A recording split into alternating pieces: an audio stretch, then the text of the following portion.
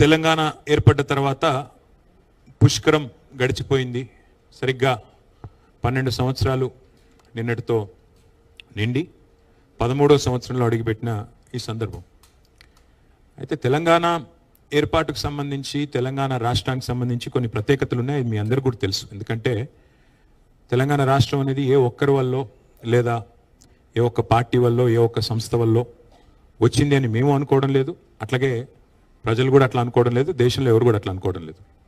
మా జర్నలిస్ట్ సోదరులు కూడా ఆనాడు మాతో పాటు తెలంగాణ జర్నలిస్ట్ ఫోరం పేరిట మీరు కూడా మాతో పాటు కదం దొక్కిన వాళ్ళు, మీరు కూడా మాతో పాటు కలిసి నడిచిన వాళ్ళు, యాజమాన్యాల లైన్లు ఎట్లా ఉన్నా మా లైన్ మాత్రం తెలంగాణ అని చెప్పి పోరాటం చేసిన ప్రతి కలం వీరుడికి కూడా ఈ ప్రెస్ క్లబ్ ద్వారా హృదయపూర్వకంగా వారికి తెలంగాణ వ్యాప్తంగా ఉన్న మా జర్నలిస్ట్ సోదరులందరికీ కూడా హృదయపూర్వకంగా నేను వారికి కూడా ధన్యవాదాలు తెలియజేస్తాను. సరే, రాష్ట్రం ఏర్పడి ఒక పుష్కరం అయింది. మరి మా పార్టీ 25 ఏళ్ల ప్రస్థానాన్ని కూడా పూర్తి చేసుకున్నది. స్వరాష్ట్ర ఆవిర్భావ సంబురాలను జరుపుకుంటున్న ఈ సందర్భంలో మరి ఈ ప్రాంత స్వాతంత్ర్యం కోసం, ఈ ప్రాంతం ఒక రాష్ట్రంగా ఏర్పడడం కోసం జరిగిన పోరాటాలను, త్యాగాలను కూడా మనం స్మరించుకోవాల్సిన బాధ్యత మన మీద ఉంటుంది. ఎందుకంటే ఇదేదో ఆషామాషిగా వచ్చిన రాష్ట్రం కాదు. ఎన్నో పోరాటాలతో, ఎన్నో త్యాగాలతో, ఎన్నో రకాల బలిదానాలతో ఏర్పడ్డ రాష్ట్రం తప్ప ఆషామాషిగా వచ్చిన రాష్ట్రం, ఏదో రొటీన్గా వచ్చిన రాష్ట్రం అంతకంటే కాదు. ఇక ప్రతిసారి మనకు ఒకటి తెలుసు, 12 ఏళ్ళు అంటే ఒక జనరేషన్, ఒక తరం మారినప్పుడు స్వరం మారుతూ ఉంటుంది. తరం మారిన ప్రతి సందర్భంలో మనం చూసినట్టయితే కొత్త కొత్త ఆలోచనలు వస్తూ ఉంటాయి, కొత్త కొత్త మరి ఆవిష్కరణలు కూడా జరుగుతూ ఉంటాయి.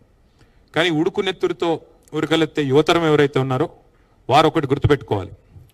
మనకి మన తాతల కథ, తండ్రుల కథ, మన జాతి కథ తెలియకపోతే భవిష్యత్తు కూడా మనకి అర్థమయ్యే ఆస్కారం లేదు. ఎందుకంటే వాళ్ళ భారతదేశానికి స్వాతంత్రం వచ్చి 79 ఏళ్ళు దాదాపుగా. మరి భారతదేశ స్వాతంత్రం వచ్చి 79 ఏళ్ళు అయింది కదా. స్వాతంత్రానికి పూర్వం ఏముండే, ఏం లేదు అన్నీ మర్చిపోదామంటే కుదరదు. ఆ స్వాతంత్రం కోసం జరిగిన పోరాటాలు, త్యాగాలు అవన్నీ కూడా మననం చేసుకుంటేనే భవిష్యత్ తరాలకు కూడా మరి స్ఫూర్తివంతంగా ఉంటుంది. అదే రకంగా తెలంగాణ విషయంలో కూడా ఈ తాతల కథ, తండ్రుల కథ తెలుసుకోకపోతే నీ కథ ఏందో కూడా మరి తెలుసుకునే అవకాశం లేదు. నువ్వు పుట్టిన గడ్డ కథ, నిన్ను కన్న మట్టి కథ చదువుకోకపోతే, తెలుసుకోకపోతే కొంత నష్టం కూడా జరుగుతుంది. ఇవాళ మనం ఇతిహాసాల గురించి మాట్లాడుకుంటూ ఉంటాం. రామాయణం గురించి మాట్లాడుతూ ఉంటారు, మహాభారతం గురించి మాట్లాడుతూ ఉంటారు. ప్రతి యుగంలో, ప్రతి కథలో నాయకులు ఉంటారు, ప్రతినాయకులు ఉంటారు. అట్లాగే మరి తరాలు మారినా, స్వరాలు మారినా వాస్తవాలు మాత్రం మారవు. రామాయణం ఆనాటి త్రేతాయుగం నాటి ఇతిహాసం, మహాభారతం ద్వాపర యుగం నాటి కథ. ఎన్నో యుగాలు మారాయి, కానీ ఇంకా ఆ కథలు ఇంకా చెప్పుకుంటూనే ఉంటాం. అట్లాగే మనకు రామాయణం చదివితేనే అర్థమవుతుంది మారీచుడు చేసిన మాయలేందో, శకుని మామ పాచికలేందో మహాభారతం చదివితే తెలుస్తుంది. అట్లాగే శిఖండి పాత్ర ఏందో, సైంధవుడి పాత్ర ఏందో, ఎవరు హీరోనో, ఎవరు విలనో, ఎవరు ఏంటో, ఎవరి రోల్ ఏంటో మనకు అర్థమవుతుంది. అట్లాగే తెలంగాణ కథలో కూడా ఒక మహోన్నతమైన గతం ఉంది, మహోజ్వల చరిత్ర ఉంది. ఇక్కడ వీరుడున్నాడు, వీరోచిత గాథలున్నాయి. ఇక్కడ కూడా అమరులు ఉన్నారు, త్యాగాలు ఉన్నాయి, ద్రోహాలు ఉన్నాయి, ధోకాలు ఉన్నాయి. అట్లాగే బానిస సంఖ్యలను తెంచిన పోరాట కథ ఉంది, కథానాయకుడు కూడా ఇక్కడ ఉన్నారు. సరే, ఈ కథలో శకుని ఎవరో, శిఖండి ఎవరో, మారీచులు ఎవరో, దుశ్శాసనులు ఎవరో తప్పకుండా వచ్చే తరం కూడా తెలుసుకోవాలని చెప్పి నా ఆలోచన, నా భావన. అందుకే 12 ఏళ్ళు గడిచింది కదా, ఏం సాధించారు అని రవికాంత్ రెడ్డి గారు అడిగినప్పుడు నేను కూడా కొంత అధ్యయనం చేసే ప్రయత్నం చేసే వచ్చినాను. ఈ రాష్ట్ర ఏర్పాటు అనేది ఏదో ఆషామాషిగా జరిగిన పోరాటం కాదు. 1952లో, ఇంకా అంటే ఉమ్మడి ఆంధ్రప్రదేశ్ ఏర్పాటు జరగకముందే ఆనాడే మరి తెలంగాణ అప్పటికే హైదరాబాద్ రాష్ట్రంగా, ప్రత్యేక రాష్ట్రంగా ఉన్న విషయం మీ అందరికీ తెలుసు. ఆ రోజుల్లోనే మరి పొరపాటున ఏమన్నా మళ్ళీ హైదరాబాద్ రాష్ట్రాన్ని ఫజల్ అలీ కమిషన్ సిఫార్సులకు వ్యతిరేకంగా, విరుద్ధంగా హైదరాబాద్ రాష్ట్రాన్ని అట్లాగే ఉంచాలని చెప్పి ఫజల్ అలీ గారు చెప్పినా కూడా దీన్నేమన్నా ఇతర ప్రాంతాలతో కలుపుతారేమో ఆందోళనతో ఆ రోజే 1952లోనే గైర్ ముల్కీ ఉద్యమం జరిగింది. ఆ రోజే అప్పుడున్న కాంగ్రెస్ ప్రభుత్వం భారతదేశంలో ఆనాడే తుపాకీల మూతతో 6గురిని బలిగొన్నది ఇదే హైదరాబాద్లోని ఆర్ట్స్ అండ్ సైన్స్ కాలేజ్ దగ్గర. 6గురు కాదు, 7గురిని బలిగొన్న విలన్ కాంగ్రెస్ పార్టీ. అట్లాగే 1956లో ప్రజల అభీష్టానికి వ్యతిరేకంగా బలవంతపు పెళ్లి చేసి ఆంధ్ర తెలంగాణ కలిపింది కూడా కాంగ్రెస్ అనే ఒక విలనే, కాంగ్రెస్ పార్టీనే. అందులో ఏమాత్రం అనుమాత్రం కూడా ఏమి అనుమానం ఎవరికి అవసరం లేదు.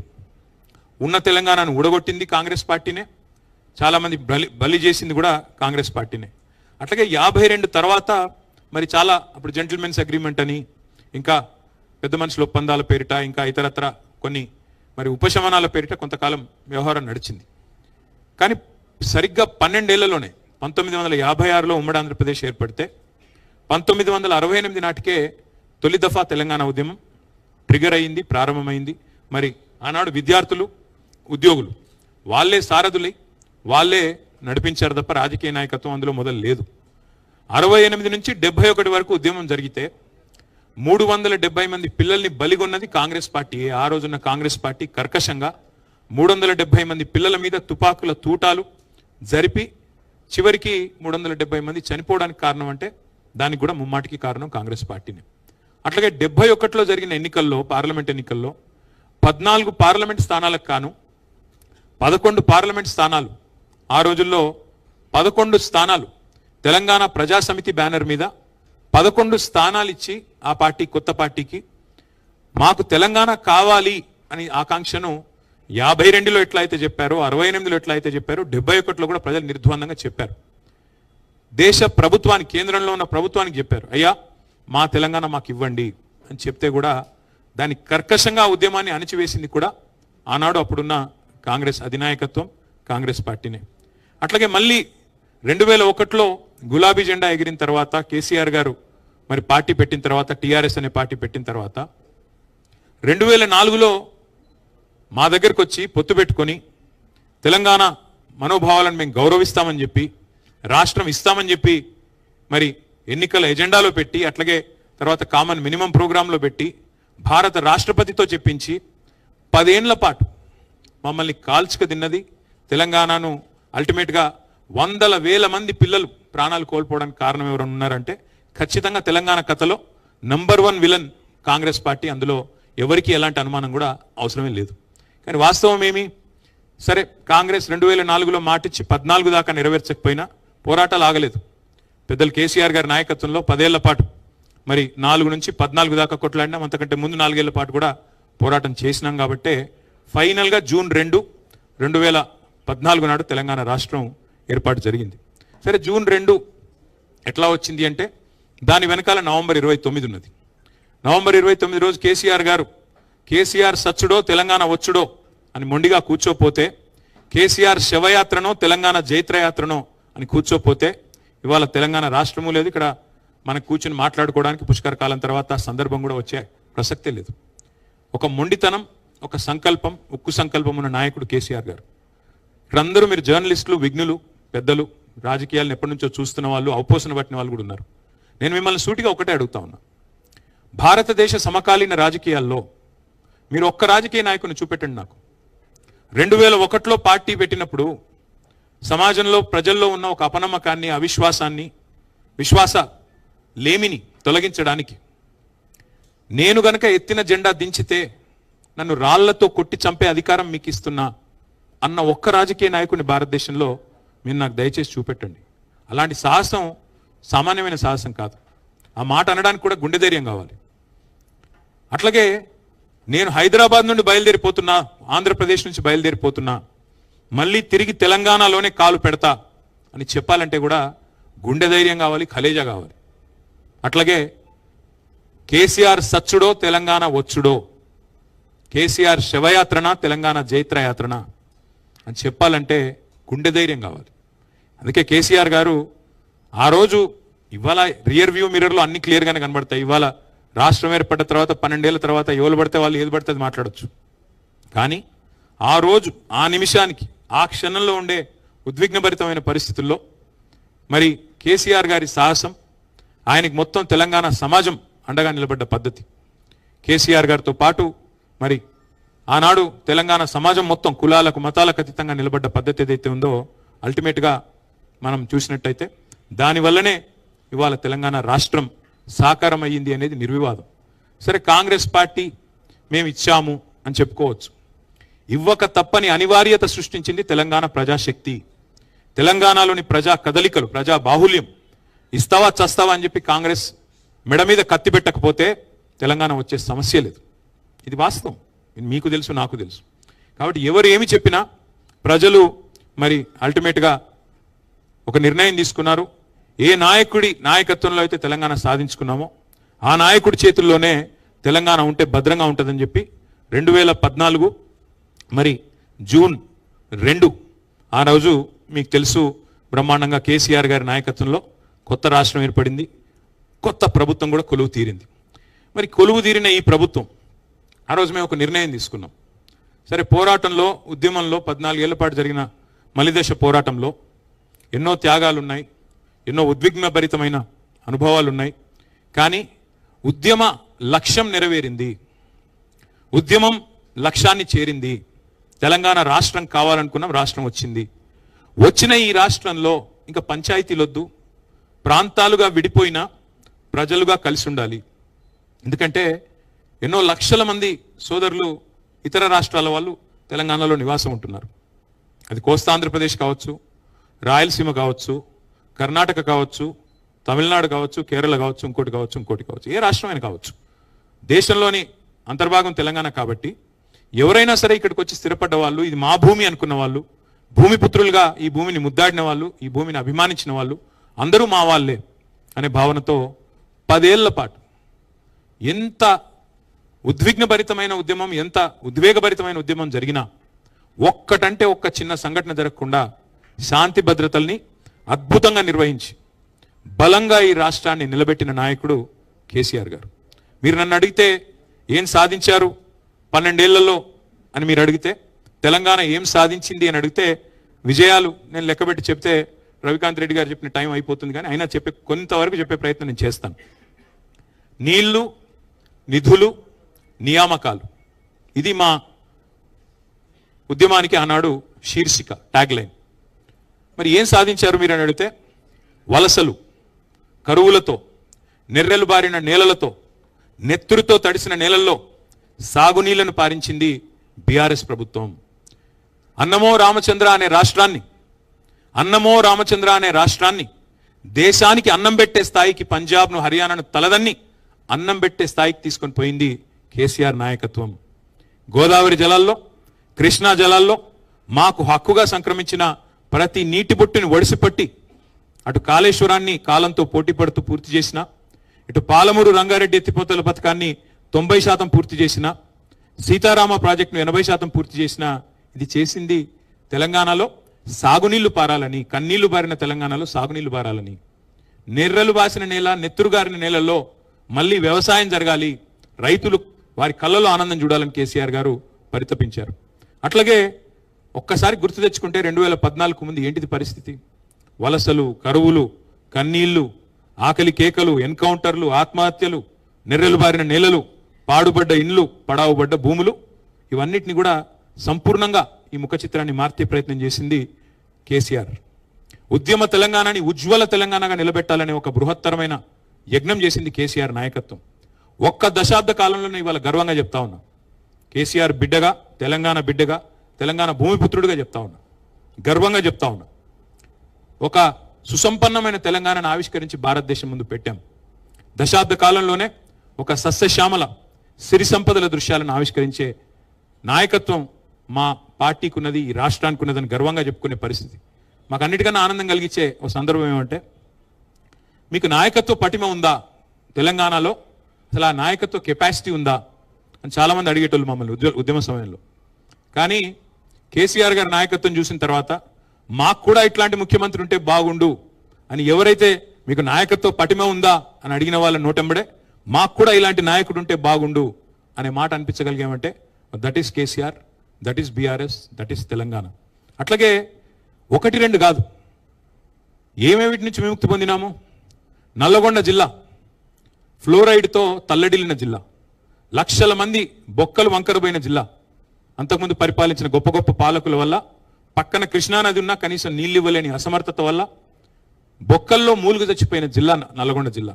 అట్లాంటి నల్లగొండ జిల్లాకి శాశ్వతంగా ఫ్లోరోసిస్ అనే దరిద్రం నుంచి విముక్తి ప్రసాదించింది కేసీఆర్ గారి నాయకత్వం, మిషన్ భగీరథ అనే కార్యక్రమం ద్వారా.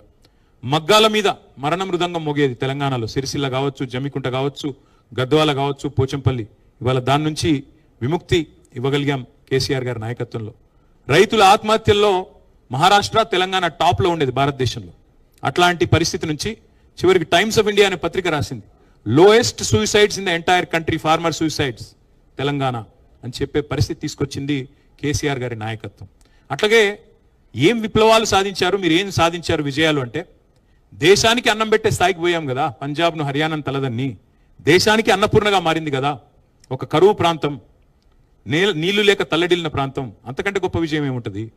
అట్లాగే కరెంట్ అనేది ఉండేదే కాదు తెలంగాణలో. ఉచిత కరెంట్ అని కాంగ్రెస్ ఏదైతే పెట్టిందో ఉత్త కరెంటే, అది కరెంట్ ఉంటే కదా ఉచిత కరెంటు. అలాంటి ఉత్త కరెంటు పరిస్థితి నుంచి 24 గంటలు వ్యవసాయానికి ఉచితంగా ఇచ్చిన ఒకే ఒక్క నాయకుడు భారతదేశంలో ఈ రోజుకి. 79 ఏళ్ల స్వాతంత్ర భారతదేశంలో ఒక్కడే పార్టీ, ఒక్కడే నాయకుడు, రైతుకి 24 గంటలు ఉచితంగా కరెంట్ ఇచ్చిన నాయకుడు కేసీఆర్. అది తెలంగాణ. ఇది విజయం కాదా? రైతు బంధు లాంటి పథకం, రైతుల దగ్గర డబ్బులు తీసుకున్న ప్రభుత్వాలు ఎన్నో ఉన్నాయి, భూమి శిస్తు, నీటి తీరువా. కానీ ఒక భూమిపుత్రుడుగా, ఒక రైతు బిడ్డగా, రైతు కష్టం తెలిసిన బిడ్డగా, రైతుగా కేసీఆర్ గారు రైతు బంధు అనే ఒక విప్లవాత్మకమైన పథకాన్ని తీసుకొచ్చారు. మేము అది ఎన్నికల్లో హామీ కూడా ఇవ్వలేదు. మేము ఎకరానికి 10,000 రూపాయలు ఇచ్చి 72 లక్షల మంది రైతుల ఖాతాల్లో 73,000 కోట్ల రూపాయలు వేసిన ఒకే ఒక్క నాయకుడు భారతదేశంలో కేసీఆర్. అంటే ఇదేదో లాభం ఆశించే ఇంకోటి కాదు. We work with passion. తెలంగాణని మేము ఒక ప్యాషనేట్ జాబ్గా, ఒక టాస్క్గా తీసుకున్నాం తప్ప, ఒక బాధ్యతగా తీసుకున్నాం తప్ప, అధికారాన్ని ఒక ఆలంబనగా చేసుకుని ఏదో చేద్దాం అనే ప్రయత్నం మేము ఎన్నడూ చేయలేదు. ఇంకొక మాటలో చెప్పాలంటే నీళ్లు, నిధులు, నియామకాలు, నిధుల విషయానికి వస్తే, మేము బాధ్యత తీసుకున్నాడు తెలంగాణ యొక్క తలసరి ఆదాయం, భారతదేశంలో తెలంగాణ యొక్క తలసరి ఆదాయం 94,000 రూపాయలు. మేము బాధ్యతల నుంచి ర్యాంక్ 12, భారతదేశంలో నెంబర్ 12 ర్యాంక్ పర్ క్యాపిటల్ ఇన్కంలో మేము బాధ్యత తీసుకున్నాడు. మేము బాధ్యత నుంచి వైదొలిగిన నాడు డిసెంబర్ 3, 2023లో తెలంగాణ యొక్క ర్యాంక్ నెంబర్ 1, 3,47,000 రూపాయల తలసరి ఆదాయంతో భారతదేశంలోనే అగ్రభాగాన్ని నిలబెట్టింది కేసీఆర్ గారి నాయకత్వం, బీఆర్ఎస్ నాయకత్వం. మేము బాధ్యత తీసుకున్న నాడు gross state domestic product GSDP 4.5 లక్షల కోట్లుంటే మేము దిగిపోయే నాడు 15 లక్షల కోట్లు. మధ్యలో కరోనా వచ్చింది 2 ఏళ్ళు, అయినా ఎక్కడా కూడా ఆగలేదు. ఒక అమోఘమైన ఆర్థిక విప్లవాన్ని సృష్టించింది కేసీఆర్ నాయకత్వం.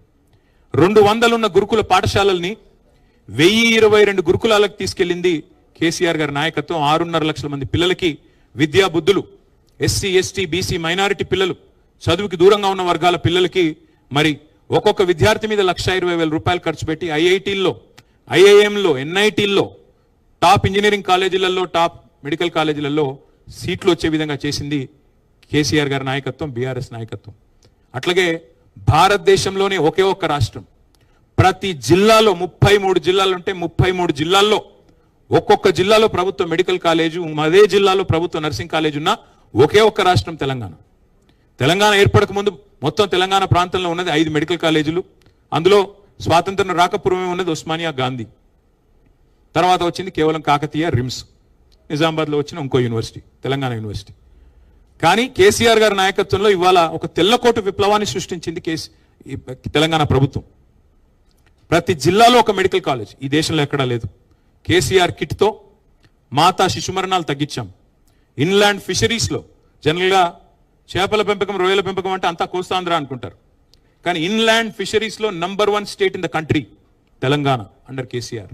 నా కవిత్వం కాదు, ఇవన్నీ డేటా స్టాటిస్టిక్స్ మీరు గూగుల్లో కొడితే మీకే వస్తుంది. చాట్ జీపీటీని అడిగితే చాట్ జీపీటీ కూడా చెప్తుంది. మేము బాధ్యత తీసుకున్న నాడు ఒక అనుమానం ఉండేది హైదరాబాద్ మీద.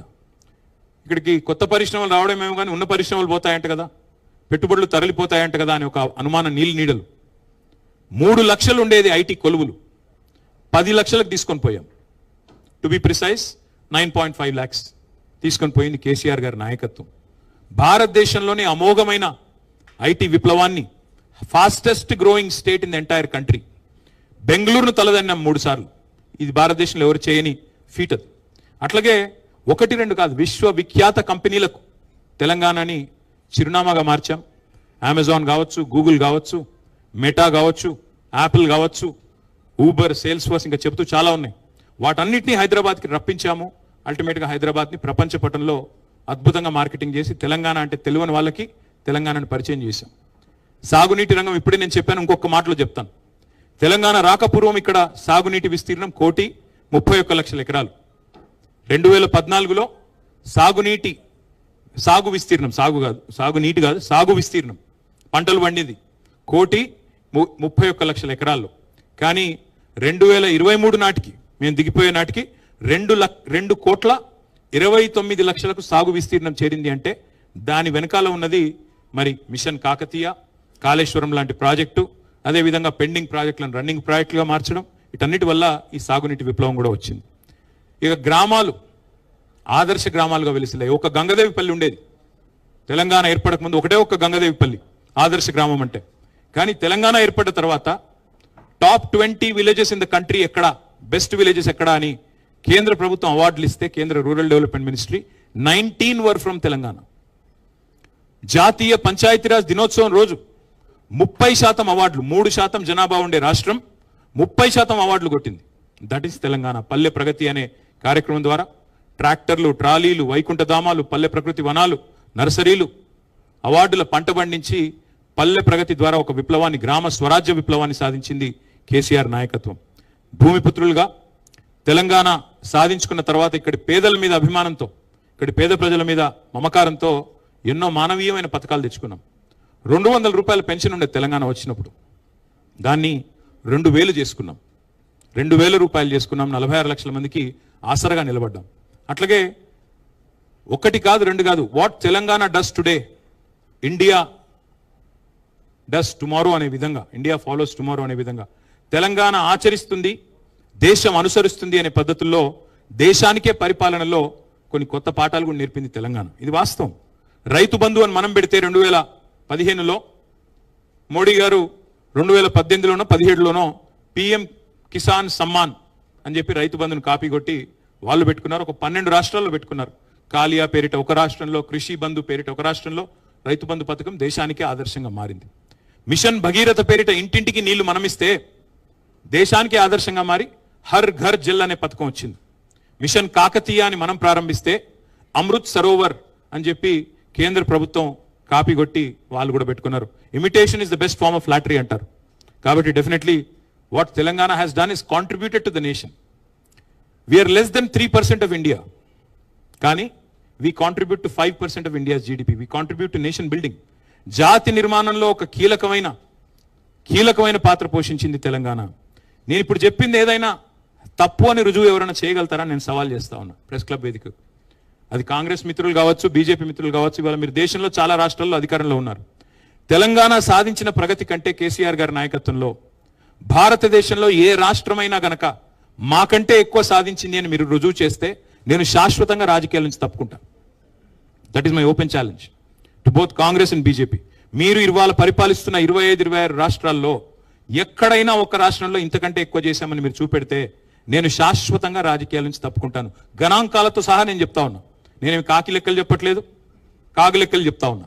కాబట్టి నేను అనేది ఒకటే, ఎన్నో కళ్ళు చెదిరే కట్టడాలు, ఎన్నో సాహసోపేతమైన సంస్కరణలు, ఎన్నో పథకాలు.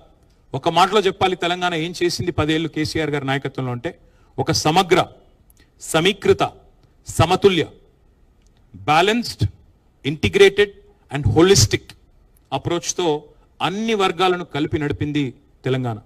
వీళ్ళు వాళ్ళని కాదు, విద్యార్థులు, నిరుద్యోగులు, ఉద్యోగులు, మహిళలు, చెప్పుకుంటూ పోతే ఇంకా చాలా ఉన్నాయి, కార్మికులు, కర్షకులు, ప్రతి వర్గానికి మేలు చేశాం. ఉద్యోగులకు హైయెస్ట్ ఫిట్మెంట్ భారతదేశంలో ఇచ్చింది కేసీఆర్ గారి ప్రభుత్వం. 73% ఫిట్మెంట్ ఇచ్చింది భారతదేశంలో. ఎక్కడా లేదు, ఏ బీజేపీ ప్రభుత్వం లేదు, ఏ కాంగ్రెస్ ప్రభుత్వం లేదు. Highest special increment on Telangana formation. ఎందుకంటే తెలంగాణ ఫార్మేషన్లో మాతో పాటు కొట్లాడిన వాళ్ళు ఉద్యోగులు, మాతో పాటు కదం దొక్కిన వాళ్ళు టీఎన్జిఓలు, తెలంగాణలోని ప్రభుత్వ ఉద్యోగులు పెన్ డౌన్ చేశారు. సకల జనుల సమ్మెలో మాతో నడిచారు. అందుకే వారి మీద మమకారంతో వారిని 73% ఫిట్మెంట్ ఇచ్చి కాపాడుకున్నాం. ఎన్ని ప్రచారాలు చేసినా, ఎన్ని రకాల దుర్మార్గమైన కార్యక్రమాలు మా మీద చేసినా అవన్నీ పట్టించుకోకుండా తదేక దీక్షతో ముందుకు పోయాం. కానీ మేము మమకారంతో పనిచేసుకుంటూ పోతే అహంకారం అని ముద్రేశారు మా మీద. కేసీఆర్ గారి కుటుంబం మాత్రమే బాగుపడ్డదన్నారు. మొత్తం 4 కోట్ల ప్రజలు నా కుటుంబం అని చెప్పి కేసీఆర్ గారు భావిస్తే ఆ నలుగురు కోసమే తెలంగాణ వచ్చిందా అని చెప్పి విష ప్రచారం చేశారు. పర్వాలేదు, అధికారం ఎవరికి శాశ్వతం కాదు. అధికారంలో శాశ్వతంగా ఉంటామని ఎవరైనా అనుకుంటే వాళ్ళు మూర్ఖులు. కాబట్టి ఆ బాధ ఏమీ లేదు. అధికారం పోయిందనే బాధ ఏమాత్రం లేదు. బాధ ఎక్కడ అనిపిస్తుందంటే, ఇంత కష్టపడి సాధించిన రాష్ట్రం, ఇన్ని త్యాగాలతో ఏర్పడ్డ రాష్ట్రానికి ఇవాళ ఒక తెలంగాణ ద్రోహి ముఖ్యమంత్రిగా ఉన్నారు. తెలంగాణ వాదుల మీదకి తుపాకీ తీసుకుపోయిన వ్యక్తిని కాంగ్రెస్ మన నెత్తిన రుద్దింది. సరే, కాంగ్రెస్ కల్చరే సీల్డ్ కవర్ సీఎంలు. మీకు తెలుసు, ఎవరు ఎక్కువ డబ్బులు ఇస్తే వాళ్ళకి ముఖ్యమంత్రి పదవి వస్తుంది. అదే అది అందరికీ తెలిసిందని కొత్తదేమీ లేదు. అలాగే ఇవాళ ఒక తెలంగాణ ద్రోహిని మన మీద రుద్ది, ఆయన ద్వారా ఇంకా కూడా 2.5 సంవత్సరాలు అయిపోయింది. జనరల్గా సినిమా భాషలో చెప్పాలి అంటే, ఒక సినిమా హిట్టా ఫట్టా అనేది ట్రైలర్ చూస్తే తెలిసిపోద్ది. కానీ ఇక్కడ ఇంటర్వ్యూలు కూడా అయిపోయింది. First half over, first half disaster, second half even ముగ్గురు డిజాస్టర్ పక్కా. కాబట్టి ఇంకా పెద్దగా చూడ్డానికి కానీ ఇంకోటి కానీ ఏం లేదు. అన్నం ఉడికిందా లేదా అని తెలుసుకోవడానికి ఒక మెతుకు ముట్టుకుంటే చాలు కదా. మరి 2.5 సంవత్సరాలైంది. ముఖ్యమంత్రి గారు మాట్లాడే అపసవ్యపు మాటలు ఏంటుంటే ఏడవాలో నవ్వాలో తెలవట్లేదు. 100 రోజులు 6 గ్యారంటీలని పనికిమాలిన ప్రచారాలు చేసిందే మీరు. ఆర్థిక పరిస్థితి ఏంటి అంటే, మా కాంగ్రెస్కు అపారమైన అనుభవం ఉంది, మేము చాలా పెద్దవాళ్ళం, మా తాతలు నేతులు దాగారు, మా మూతుల వాసన చూడండి, చాలా కాలం నడిపాం, నిర్విఘ్నంగా నడిపాం ప్రభుత్వాలను, మాకున్న అమోఘమైన ఆర్థిక పరిజ్ఞానంతో అద్భుతాలు సృష్టిస్తాం, ఇదే ఉంది, 6 గ్యారంటీలు అనాయాసంగా ఇస్తామన్నారు 100 రోజుల్లో. ఇవాళ ముఖ్యమంత్రి గారు ఏమంటున్నారు, 100 రోజులు ఏమైందయ్యా అంటే, ఎంత కండలు తిరిగిన పైల్వానైనా 3 నెలల్లో పిల్లలు పుట్టిస్తాడా? సరే, 3 నెలల్లో పిల్లలు పుట్టరు స్వామి, మాకు తెలుసు. కానీ 30 నెలల్లో పుట్టకపోతే ఏమనాలి మిమ్మల్ని? ఏమని పిలవాలి? నేనంటే మళ్ళీ బాధపడతారు, అహంకారం అంటారు. నేను అడగట్లా, 3 నెలల్లో పిల్లలు పుట్టలేదు, సరే ఓకే. 30 నెలల్లో పుట్టకపోతే ఏమనాలి మిమ్మల్ని? ఏమని పిలవాలి? నపుంసకులు అనాలా? ఏమనాలి? ఏమని పిలవాలి? వాళ్ళు ఎంత దరిద్రమైన పరిస్థితి అంటే, తెలంగాణలో వడ్డించిన విస్తర్లాగా బంగారు పల్లెల్లో పెట్టి అప్పచెప్పాం మీకు రాష్ట్రాన్ని. లెక్కలు కూడా నేను నా దగ్గర చెప్పండి, మొత్తం కాగితాలన్నీ తెచ్చాను. కొంతమంది అనుమానాలు ఎక్కువ ఉంటాయి కాబట్టి తెచ్చాను అవి కూడా. కట్టిన ఇల్లు పెట్టిన పోయినట్టు అప్పచెప్పినాం మీకు. ఆ రోజు బ్రహ్మాండంగా కేసీఆర్ గారు ఉన్నప్పుడు కరోనా వచ్చినా రైతు బంధు ఆగలేదు, కళ్యాణ లక్ష్మి ఆగలేదు, కేసీఆర్ కిట్ ఆగలేదు, ఆసరా పెన్షన్లు ఆగలేదు, ఉద్యోగుల జీతాలు ఆగలేదు, ఏది ఆగలేదే. మరి ఇవాళ మీ పాలనలో నేను అడుగుతా ఉన్నా, ఏ ఒక్క పథకం పెట్టలేదు కొత్తది. 6 గ్యారంటీలు ఎప్పుడు అటకెక్కిచ్చారు. అలవిగాని హామీలతో, అడ్డమైన మాటలతో, దుష్ప్రచారాలతో, విష ప్రచారాలతో అధికారంలోకి వచ్చారు. వెనకటికి ఎవడో మొహం బాలేక అద్దం పగలు కొట్టుకున్నాడంట. అట్లా ఈయన కూడా పరిపాలన చేత కాదు, కప్పం కట్టడం ఒకటి తెలుసు, ధాన్యం సంచులు కొని తెలివి లేదు, ధనం సంచులు ఢిల్లీకి మోసేది తెలుసు. అందుకే ఇవాళ ఏం చేస్తున్నాడు? ఏమీ లేదు. తెల్లారు లేస్తే కేసీఆర్ నామస్మరణ. అదేదో పాట ఉంటుంది, హిందీ పాట, తునే క్యా కియా అంటే తేరా నామ్ లియా తుజే యాద్ కియా అని.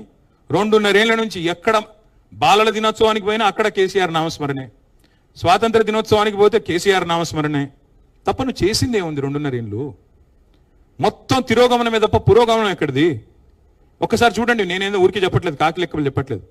ఎస్ఓటిఆర్ is down, state own tax revenue is down, registration revenue is down, GST growth rate is down, vehicle sales revenue down. ఒకటే ఒక్క డిపార్ట్మెంట్ బాగా పనిచేస్తుంది, మీకు తెలుసు అదేందో, ఎక్సైజ్. మందు గమనం ఒక్కటే జోరు మీద ఉంది, మందగమనం మిగతాదంతా మందగమనమే. మందు గమనం మాత్రం జోరు మీద ఉంది, మిగతాదంతా మందగమనమే. ఇవాళ విచిత్రం, ఇంకా మాకు ఆశ్చర్యం ఎక్కడ అనిపిస్తుంది అంటే, ప్రభుత్వం ఏమో హ్యాండ్సప్ అన్నది, అన్ని డౌన్ కిందికి, నినాదం ఏమో రైజింగ్, తెలంగాణ రైజింగ్ నినాదం. మళ్ళీ ఇప్పుడు కాదు, నేను గెలిపించింది 2028 వరకు, నువ్వేమో 2047 కబుర్లు చెప్తున్నావు. 2047 తెలంగాణ రైజింగ్, నినాదం రైజింగ్, విధానం ఫాలింగ్. నినాదం రైజింగ్ చూస్తే మొత్తం కింద లెక్కలు చూస్తే మాత్రం మొత్తం ఫాలింగ్. వరుసగా రెవెన్యూ లోటు 2 ఏళ్ళు. 2024-25లో రెవెన్యూ లోటు 9,420 కోట్లు, 2025-26లో 9,235 crores.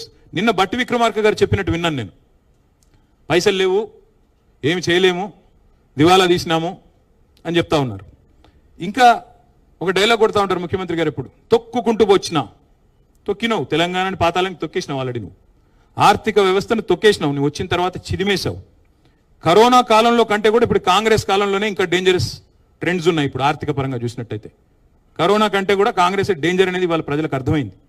స్వయం పాలనలో తెలంగాణ స్వయం పోషకంగా ఎదిగింది. 84% స్టేట్ ఓన్ ట్యాక్స్ రెవెన్యూస్తో highest SOTR in the country Telangana. కేంద్రం దిక్కులు చూసే అవసరం లేకుండా తీర్చిదిద్దారు కేసీఆర్. తెలంగాణ స్వయం పోషక రాష్ట్రంగా తన కాళ్ళ మీద, మేము సెల్ఫ్ డబ్బాలు కొట్టుకోలేదు, సెల్ఫ్ రిలయంట్గా ఎదిగాం. సెల్ఫ్ డబ్బాలు కొట్టుకోకుండా సెల్ఫ్ రిలయంట్గా తెలంగాణ ఉండాలని ప్రయత్నం చేశాం. అందుకే దేశంలో హైయెస్ట్ SOTR తెలంగాణ. ఇవాళ చూస్తే మరి ఒకటిగా నేను చెప్పమంటే లెక్కలు చాలా ఉన్నాయి. 23-24 నాటికి SOTRలో మరి దేశంలో నెంబర్ 1 తెలంగాణ. 10 ఏళ్ళు టాప్ స్టేట్ ఆర్థిక పరంగా చూసినట్టయితే. మరి ఇప్పుడు గత 2.5 ఏళ్ళు కాంగ్రెస్ ఏం జరిగింది? 2023లో SOTR 1,11,798. నెక్స్ట్ ఇయర్ పెరగాలి జనరల్గా అయితే. నెక్స్ట్ ఇయర్ ఏం జరిగింది? 24-25కి పెరగాల్సింది పోయి 1,09,000 కోట్లు. 1,11,000 ఉన్నది, 1,09,000 కోట్లు అంటే ఇంకా 2,000 కోట్లు తగ్గింది. ఇక 26లో మరి ఏమవుతుందో చూడాలి. ఎందుకు చెప్తా ఉన్నా అంటే GSTలో ఇదే పరిస్థితి. అక్కడ కూడా డౌను, రిజిస్ట్రేషన్ ఆదాయం డౌను. అట్లాగే అన్ని రంగాల్లో మీరు ఏ రంగం అన్నా తీసుకోండి, డౌన్ తప్ప పైకి లేదు. ముఖ్యమంత్రి గారు రాష్ట్ర ప్రభుత్వం అడ్వర్టైజ్మెంట్లు ఇస్తూ ఉంది. ఏమని? నిన్న ఇంకోటి విచిత్రం. భట్టి విక్రమార్క గారు పైనేమో పేపర్లో ఆర్థిక పరిస్థితి బాగాలేదు, కింద చూస్తేనేమో అరపేజ్ ప్రకటన. మళ్ళీ ఆర్థిక పరిస్థితి బాగాలేదు, కింద అరపేజ్ ప్రకటన. మీ ముఖార విందాలు ఎందుకు అక్కడ?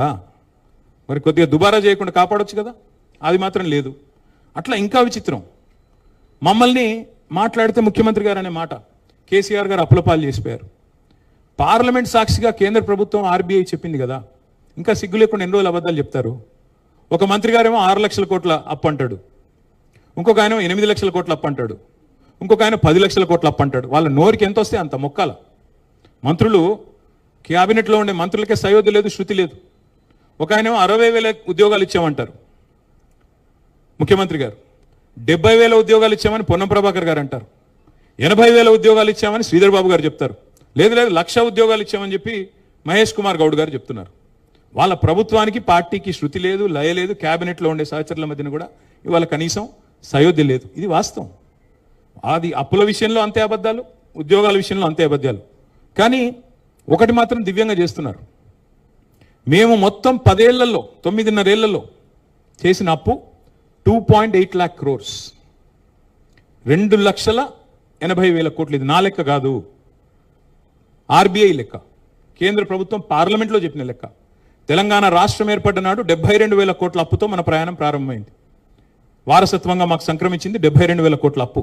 మేము దిగిపోయినాడు 3,50,000 కోట్ల అప్పు. అంటే మేము చేసింది మధ్యలో పాత అప్పులు కట్టంగా, కొత్త అప్పులు తేంగా, నికరంగా చూస్తే మేము చేసింది 2,80,000 కోట్ల అప్పు. 9.5 ఏళ్లలో మేము చేసింది సంవత్సరానికి 30-35,000 కోట్ల చొప్పున. మా అప్పు 2,80,000 కోట్లు. మరి ఏం చేసాము అప్పు చేసి? ఒక కాళేశ్వరం ప్రాజెక్టు కట్టాం 1,00,000 కోట్లతో. ఒక పాలమూరు రంగారెడ్డి ఎత్తిపోతల పథకాన్ని 30,000 కోట్లతో 90% పూర్తి చేశాం. సీతారామ ప్రాజెక్టు 80% పూర్తి చేశాం. అట్లాగే 73,000 కోట్లు రైతుల ఖాతాల్లో వేశాం. జిల్లాకు ఒక మెడికల్ కాలేజీ పెట్టాం. అస్తవ్యస్తంగా ఉన్న కరెంటు సరఫరాని దివ్యంగా చేసి, మా మిర్యాలగూడ మాజీ ఎమ్మెల్యే భాస్కర్ గారు ఇక్కడే ఉన్నారు, దామెరచెర్లలో భారతదేశంలోని అతిపెద్దదైన అల్ట్రా మెగా పవర్ ప్రాజెక్టు 35,000 కోట్ల రూపాయలతో కట్టాం. ఏం చేశారు కేసీఆర్ అప్పు చేసి అంటే 15 లక్షల మంది ఆడపిల్లల పెళ్లిళ్ళు చేశారు, కళ్యాణ లక్ష్మి షాదీ ముబారక్ ఇచ్చి. 15 లక్షల మంది పిల్లలకి కేసీఆర్ కిట్లు ఇచ్చారు, 1000 గురుకుల పాఠశాలలు పెట్టారు, ప్రతి జిల్లాలో కలెక్టరేట్ కట్టారు, ప్రతి జిల్లాలో SP ఆఫీస్ కట్టారు, కొత్త జిల్లాలు, కొత్త మండలాలు, కొత్త రెవెన్యూ డివిజన్లు, కొత్త మున్సిపాలిటీలు, తాండాలు, పంచాయతీలు, ఇవన్నీ చేసింది కేసీఆర్. నేను అడుగుతా ఉన్నా రేవంత్ రెడ్డి గారిని, అప్పులు చేయడంలో మాత్రం ఇవాళ రేవంత్ రెడ్డి గారి ప్రభుత్వం కొత్త రికార్డులు సృష్టిస్తున్నది. 50% టైం అయింది రేవంత్ రెడ్డి గారి ప్రభుత్వానికి. 4 లక్షల కోట్ల అప్పు చేసింది ఇప్పటికి. మేము మొత్తం 9.5 ఏళ్లలో చేసిన అప్పు 2,80,000 కోట్లు అయితే రేవంత్ రెడ్డి గారి ప్రభుత్వం ఇప్పటికి చేసిన అప్పు 4 లక్షల కోట్లు 2.5 ఏళ్లలో. ఏం చేశారు మరి? 4 లక్షల కోట్ల అప్పు చేసి రైతు బంధు ఇచ్చావా?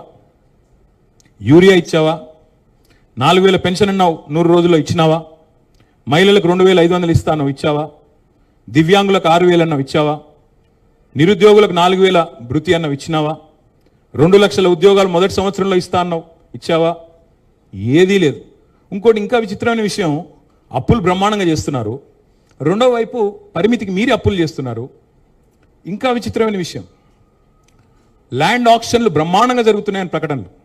234 కోట్లకు 35 కోట్లకు ఎకరం పోయిందని చెప్తున్నారు. మరి ఆ డబ్బులన్నీ ఎక్కడ పోతున్నాయి? ఆ డబ్బులతో ఎందుకు నువ్వు చెప్పిన గ్యారంటీలు, 420 హామీలు, 13 డిక్లరేషన్లు ఎందుకు అమలు చేయవు?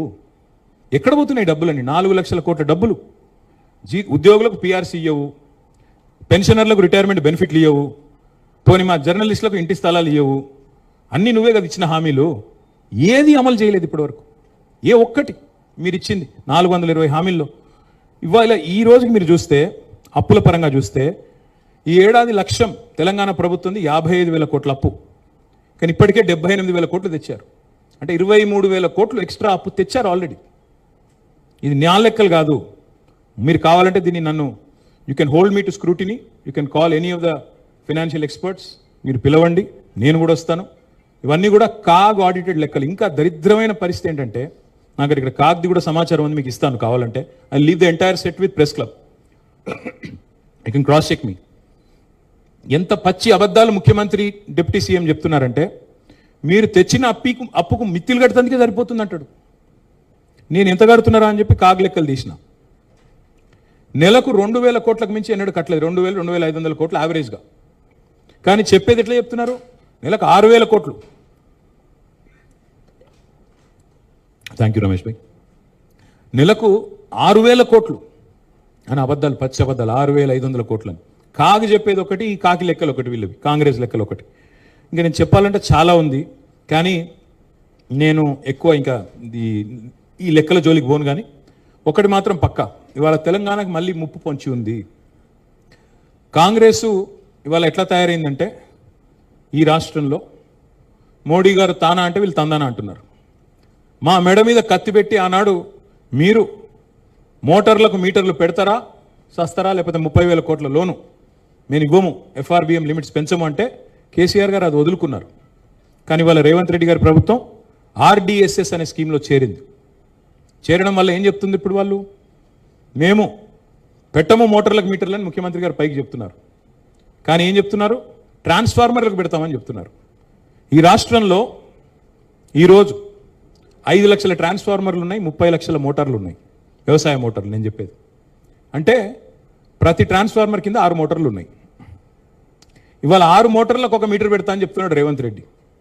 రేపు కొద్ది కాలం పోతే 6 మోటార్లకు కాదు 3 మోటార్లకు అంటాడు. ఆ తర్వాత మోటార్కో మీటర్ పెడతా అంటాడు. ఎందుకంటే ఈయన మాటలు ఎవరు నమ్ముతారు? చివరి గింజ ధాన్యం కొంటా అన్నాడు, చివరి దాకా ప్రతి చివరి గింజ కొంటా అన్నాడు. తొలి గింజనే కొనలేదు కదా నువ్వు సరిగ్గా. 6 కాలం కష్టపడి రైతులు పండిస్తే 60 రోజులు ధాన్యం కొనుగోలు కేంద్రాల్లో ఇవాళ దిక్కులు చూడాల్సిన పరిస్థితి ఈ రాష్ట్రంలో. కళ్ళకు అద్దుకుని ధాన్యం కొనే ప్రభుత్వాన్ని వదులుకుని ఇవాళ కాళ్ళు పట్టుకున్నా ధాన్యం కొన అంటున్న ప్రభుత్వాన్ని తెచ్చుకున్నాం ఈ తెలంగాణలో.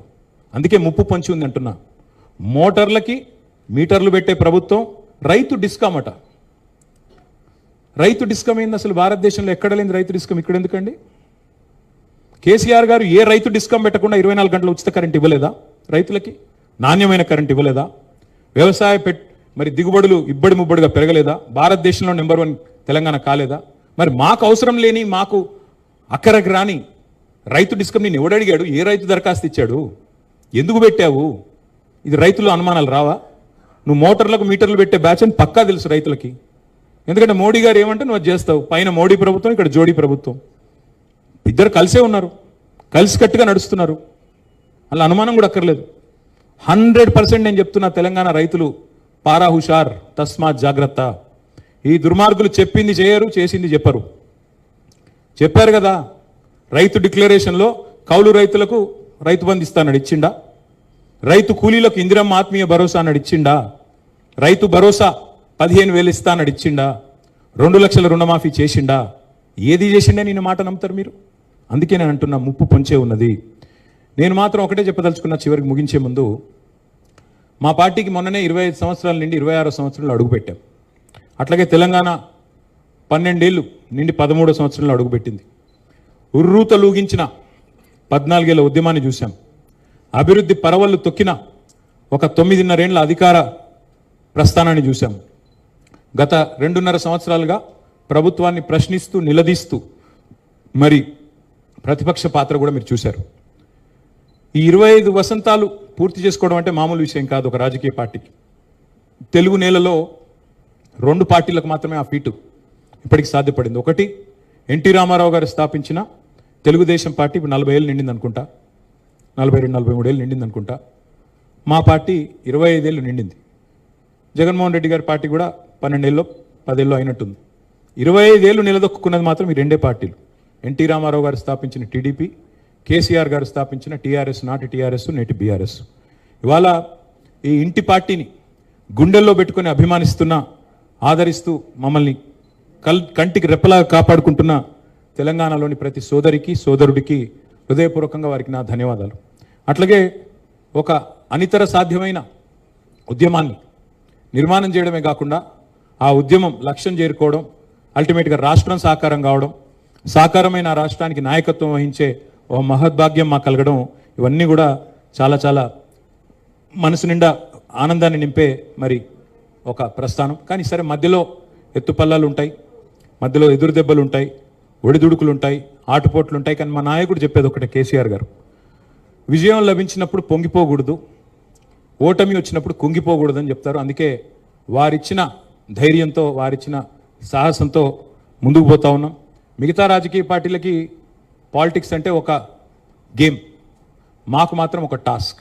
అందుకే ఆ టాస్క్ని ఏ పాత్రలో ఉన్నా ప్రజలే కేంద్ర బిందువుగా, వారి సమస్యల పరిష్కారమే ప్రధాన ఇతివృత్తంగా ముందుకు పోతా ఉన్నాం. మరి ఈ మధ్యకాలంలో జరిగిన కొన్ని ఎన్నికల్లో కూడా పార్టీ మంచి ఫలితాలే సాధించింది. రేపటి రోజున కూడా నేను ఒకటే చెప్తా ఉన్నా, కేసీఆర్ లాంటి నాయకుడు తెలంగాణకి రక్షణ కవచంలాగా ఉన్నంత కాలం ఎవ్వరూ ఏమీ చేయలేరు. ముమ్మాటికి తెలంగాణ తన అస్తిత్వాన్ని, తన ఆత్మని వెతుక్కుంటూ రాష్ట్రాన్ని సాధించుకున్నది. ఈ సాధించుకున్న ఈ రాష్ట్రాన్ని ఉజ్వల తెలంగాణగా, భారతదేశానికి ఒక లైట్ హౌస్ లాగా నిలబెట్టేదాకా మా ప్రయాణం కొనసాగుతూనే ఉంటుంది.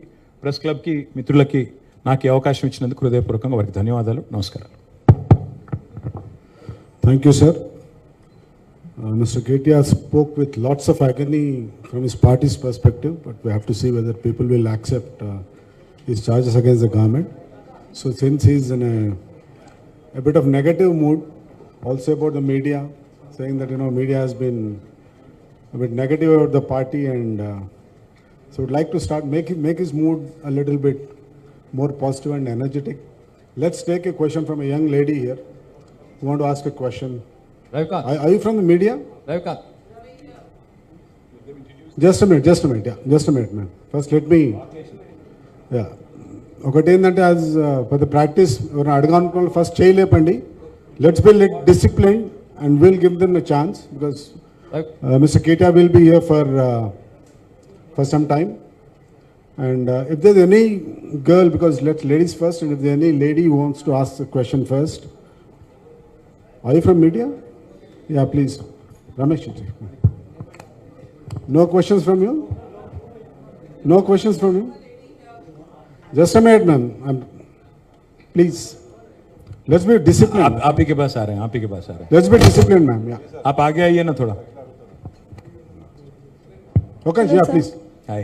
I'm Shyamala from Times of India. Hi. How is BRS preparing for the next elections, if I may ask? Well, like any political party, what we have to do is we have to reorganize ourselves, we have to reorient ourselves.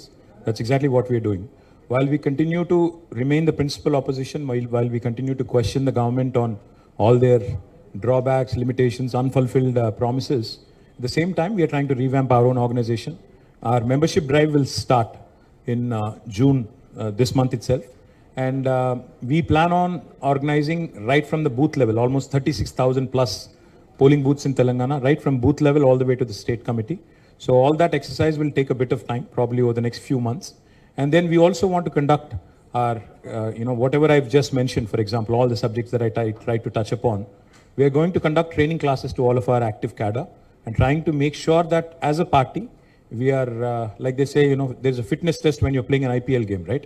In the same way, I think while we are headed into an election, we'll try and make sure each of our soldiers, each of our leaders is well equipped with all the kind of information, be it in social media or on the field, and make sure that we continue to remain fit and continue to go back to public and seek their mandate. Thank you. Okay, we would like to give a chance to senior members of the club, rarely get a chance to, Amar Garu, please rise. We rarely get a chance to, interact with Mr. KTR. So let's take the first question to Mr. Jwala Narasimha Rao. Hello. Banu. Jagrata Gadayan, sir. Well, senior members, Kichananka, then we'll give an opportunity to others. And I want everyone to be disciplined a bit because regular ga adiga వాళ్ళకంటే అడగని వాళ్ళకు కొద్దిగా ఎక్కువ chance ఇద్దాం please sir. Thank you. అంటే కూర్చోండి sir please. నేను ప్రశ్న అడుగుదామని రాలేదు, ఒకటి కేటీఆర్ గారిని చూద్దామని వారిని విందామని వచ్చాను. అంటే ఇది మీరు తెలంగాణ వచ్చిన తర్వాత ఈ డెవలప్మెంట్ ఏంటని యాక్చువల్గా సందర్భం అదని నేను అనుకున్నాను. When you go outside the state or outside the country, if anyone asks you, మీరు మీ బీఆర్ఎస్ టీఆర్ఎస్ కేసీఆర్ గారు మీరు చెప్పినట్టు చాలామంది ఇంతమంది తెలంగాణ కోసం పోరాడారు, సాధించారు కదా, వద్దని చాలామంది అన్నారు కదా, వ్యతిరేకంగా పోరాడారు కదా, చివరికి తెలంగాణ సాధించారు. ఈ 12 ఏళ్లలో తెలంగాణ సాధించడం వల్ల మీకేం ఒరిగింది అని అంటే ఇర్రెస్పెక్టివ్ ఆఫ్ పార్టీ, ఆ పార్టీ కాకుండా the holistic development of my Telangana in 12 years ఏమిటని అడిగితే టోటల్ ఆబ్జెక్టివ్గా టోటల్ పాజిటివ్గా చెప్పటానికి సాహసిస్తారా? సరే, ఇప్పుడు మీరు రామాయణం అంతా అయినాక రాముడికి సీత ఏమవుతారంటుంది. మీరు అందులో కేసీఆర్ గారి దగ్గర సిపిఆర్ఓగా చేసిన వ్యక్తి, మీరు అన్ని దగ్గర నుండి చూసిన వ్యక్తి. నేనేమంటానంటే సార్, ఏ ఇండికేటర్ అన్నా తీసుకోండి, భారతదేశంలో ఇవాళ తెలంగాణ సాధించిన విజయాలు, తెలంగాణ సాధించిన అపురూపమైన కొన్ని మైల్ స్టోన్స్ ఏవైతే ఉన్నాయో, I think they stand unparalleled. అందులో ఏం అనుమానం కూడా అక్కర్లేదు.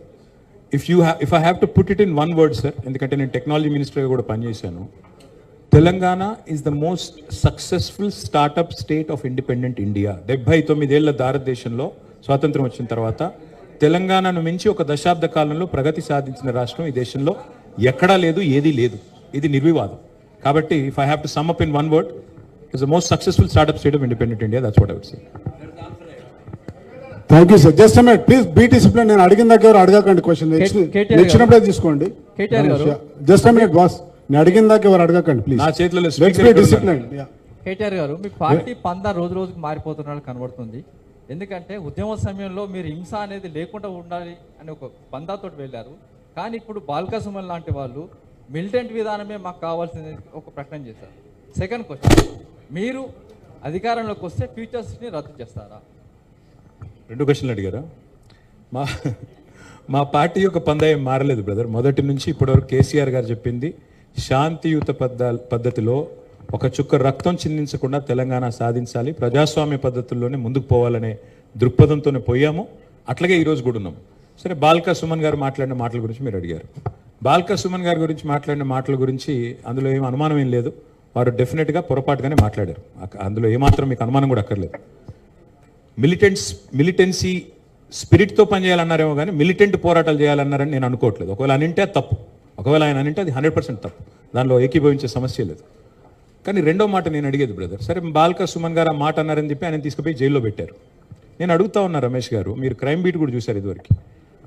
ఒక మాజీ ఎమ్మెల్యే, ఇప్పుడు ప్రస్తుతం కాంగ్రెస్లో ఉన్నారు ఆయన, హరీష్ రావు గారి క్యాంప్ ఆఫీస్ని తగలబెడతా అన్నాడు, దాడి చేశారు. కేసీఆర్ గారి గజ్వేల్ క్యాంప్ ఆఫీస్ని తగలబెడతా అన్నాడు. ఆయన మీద కనీసం కేసు అన్న పెట్టారా? అట్లాగే ఇంకో ఎమ్మెల్యే, జడ్చర్ల ఎమ్మెల్యే గారు, అక్కడ ఒక ఫార్మా కంపెనీ ఉంటే దాన్ని తగలబెడతా అన్నాడు. ఎమ్మెల్యే గారు, సిట్టింగ్ ఎమ్మెల్యే, బాల్కా సుమన్ మాజీ ఎమ్మెల్యే. ఏం యాక్షన్ తీసుకున్నారు? అట్లాగే మొన్న ఒక ఎమ్మెల్యే గారు చెయ్యి నరికేస్తానో ఏదో అన్నాడు. ఏం యాక్షన్ తీసుకున్నారు? నేనేమంటున్నా అంటే, జస్టిస్ అయినా లా అండ్ ఆర్డర్ అయినా సెలెక్టివ్గా ఉంటే కుదరదు. బాల్కా సుమన్ మాట్లాడింది తప్పని మీరు భావిస్తే, మరి ముఖ్యమంత్రి గారు స్వయంగా అన్నారు కదా మా జెండా దిమ్మెలు కూల్చాలని, అది హింస కాదా? ఎవరు ముఖ్యమంత్రి గారు ఆ మాట అనడానికి? రాష్ట్ర ముఖ్యమంత్రి, హోంమంత్రి స్వయంగా బీఆర్ఎస్ జెండా దిమ్మెలు కూల్చండి అని పిలుపునిస్తాడా? మరి అది కేసు పెట్టరా ఆయన మీద? ఇంకోటి, ఆయన మాట్లాడే రోత భాష మీద, కేసీఆర్ చావును కోరుకుంటూ కేసీఆర్ గారి మీద మాట్లాడే దరిద్ర భాష మీద ఎన్ని కేసులు పెట్టాలి? కాబట్టి కేవలం బాల్కా సుమన్ మాట్లాడిన దాన్ని ఒక ఫ్రేమ్లో చూపెట్టి మరి కాంగ్రెస్ నాయకులు బారా ఖూన్ మాఫ్ అంటే అది కుదరదు. ఈ రాష్ట్రంలో లా అండ్ ఆర్డర్ అందరికీ ఒకటే ఉండాలి, అందులో అనుమానమే లేదు. మీరు ఫ్యూచర్ సిటీ గురించి అడిగారు. బ్రదర్, మీరు first of all please get out of that mind set. అది ఫ్యూచర్ సిటీ లేదు, గడిది గుడ్డు లేదు, అక్కడ ఏం లేదు. It was land that was acquired for pharma city. Hyderabad pharma city కోసం 14,000 ఎకరాలు ల్యాండ్ అక్విజిషన్ చట్టాన్ని వినియోగించి మేము ఆ ల్యాండ్ తీసుకున్నాం. 7 సంవత్సరాలు పట్టింది ఆ ల్యాండ్ సేకరించడానికి. It was conditional land acquisition. Conditional to what? Conditional to setting up pharma park, pharma units. ఇవాళ ఫార్మా సిటీ లేదు, ఏమీ లేదు. మేము అక్కడ జూ పెడతాం, వంతారం తీసుకొస్తాం, మేము అక్కడ ప్లాట్లు ఇస్తాం, రియల్ ఎస్టేట్ వ్యాపారం చేస్తాం.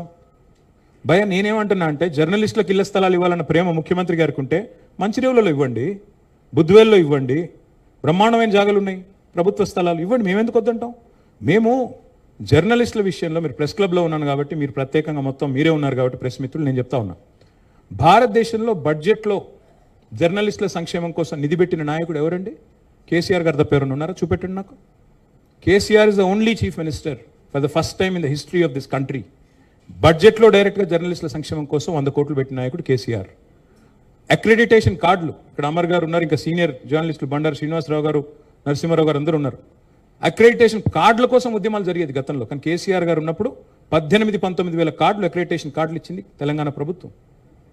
కరోనా టైంలో ఒక్కొక్క జర్నలిస్ట్ సోదరుడికి సోదరికి 20,000 రూపాయలు ఆరోగ్య కోసం వారికి సహకరించింది కేసీఆర్ గారి ప్రభుత్వం.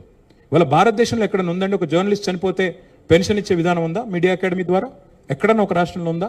ముందు పెట్టింది కేసీఆర్. జర్నలిస్టుల సంక్షేమం గురించి మాకు రేవంత్ రెడ్డి గారి దగ్గర నేర్చుకోవాల్సిన అవసరం లేదు. రేవంత్ రెడ్డి గారు ఇవాళ ఇళ్ల స్థలాలు ఇవ్వాలి అనుకుంటే నేను వారికి విజ్ఞప్తి చేస్తా ఉన్నా. మా పార్టీ తరపున ఉత్తరం రాయమంటే కూడా రాస్తా. నిరభ్యంతరంగా ఇవ్వండి, ఎవరొద్దంటున్నారు? పేట్ బషీరాబాద్ ల్యాండ్ మా ప్రభుత్వంలో ఉన్నప్పుడు, జవహర్ సొసైటీ అనుకుంటే దాని పేరు, మా ప్రభుత్వంలో ఉన్నప్పుడు కేసీఆర్ గారి దగ్గరికి మీరందరూ వచ్చి అప్పీల్ చేస్తే అప్పుడు చీఫ్ జస్టిస్గా ఉన్న ఎన్వి రమణ గారితో కూడా కేసీఆర్ గారు ప్రత్యేకంగా మాట్లాడారు. సార్, మన జర్నలిస్టులు కొద్దిగా చూడండి అని, ఏమైనా మేలు చేయగలిగితే చేయండి అని రిక్వెస్ట్ చేశారు.